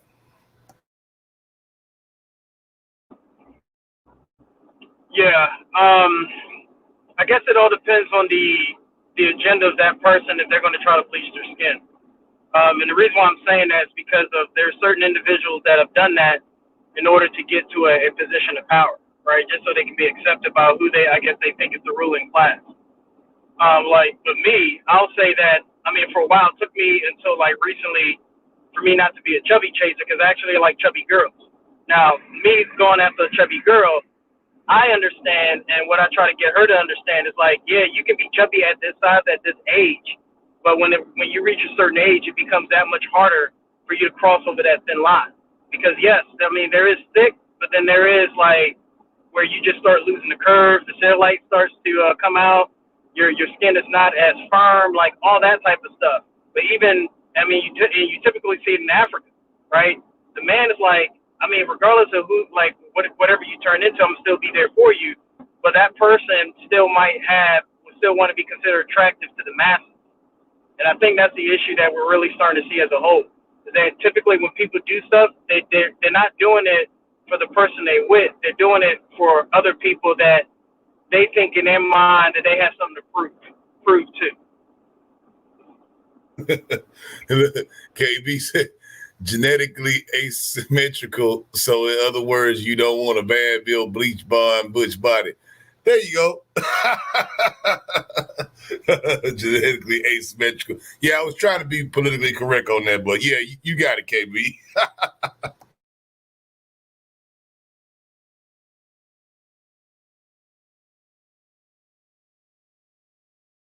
I'll Yeah, be back man. when. Go ahead, my bad. No, I was saying I saw a lot of that stuff too, man, and in the Southern America diaspora, man. I saw a lot of that too with the darker skin, and you got the brown, you got the people of full Portuguese descent, you got the people of full Spanish descent, and a lot of them will be a lot more lighter skinned, and typically the aristocrats in Central and Southern, a lot of time America, they kind of they kind of have that same deal, man. Where the black people of that area are typically, I wouldn't say the caste system similar to India, but as far as politics, things of that nature, they kind of sway to the lighter skinned people in their areas as well. So it's a worldwide thing, man. I don't think we the only people that deal with it for sure. Yeah, agreed. I'm gonna definitely need to put something together and then talk about it just so that it can be out there. I mean, one recommendation for anybody else still in the stream: if you're ever in the DC area, I always say go to the Black History Museum and then actually look at as much as you can. It's probably gonna be like at least 3 days. Start from the basement, go all the way to the top. I mean, and look at all the actual exhibits. One exhibit I took a picture of, and AKAs are still trying to deal with it to this very day, just because of the history of the AKAs. That they talk about colorism, because when the AKAs was first founded, in order for you to be an AKA, they had the paper bag test. If you were darker than the paper bag, then they wouldn't accept you. So it's like, I mean, if people want to talk about the history of colorism, especially in ADOS or FBA, right? It goes all the way back to when the sororities and I'll say mainly sororities, when the sororities were first started, you saw colorism back then. But I'll stop right there. I'm about to head over to AB, and then all of y'all have a good day.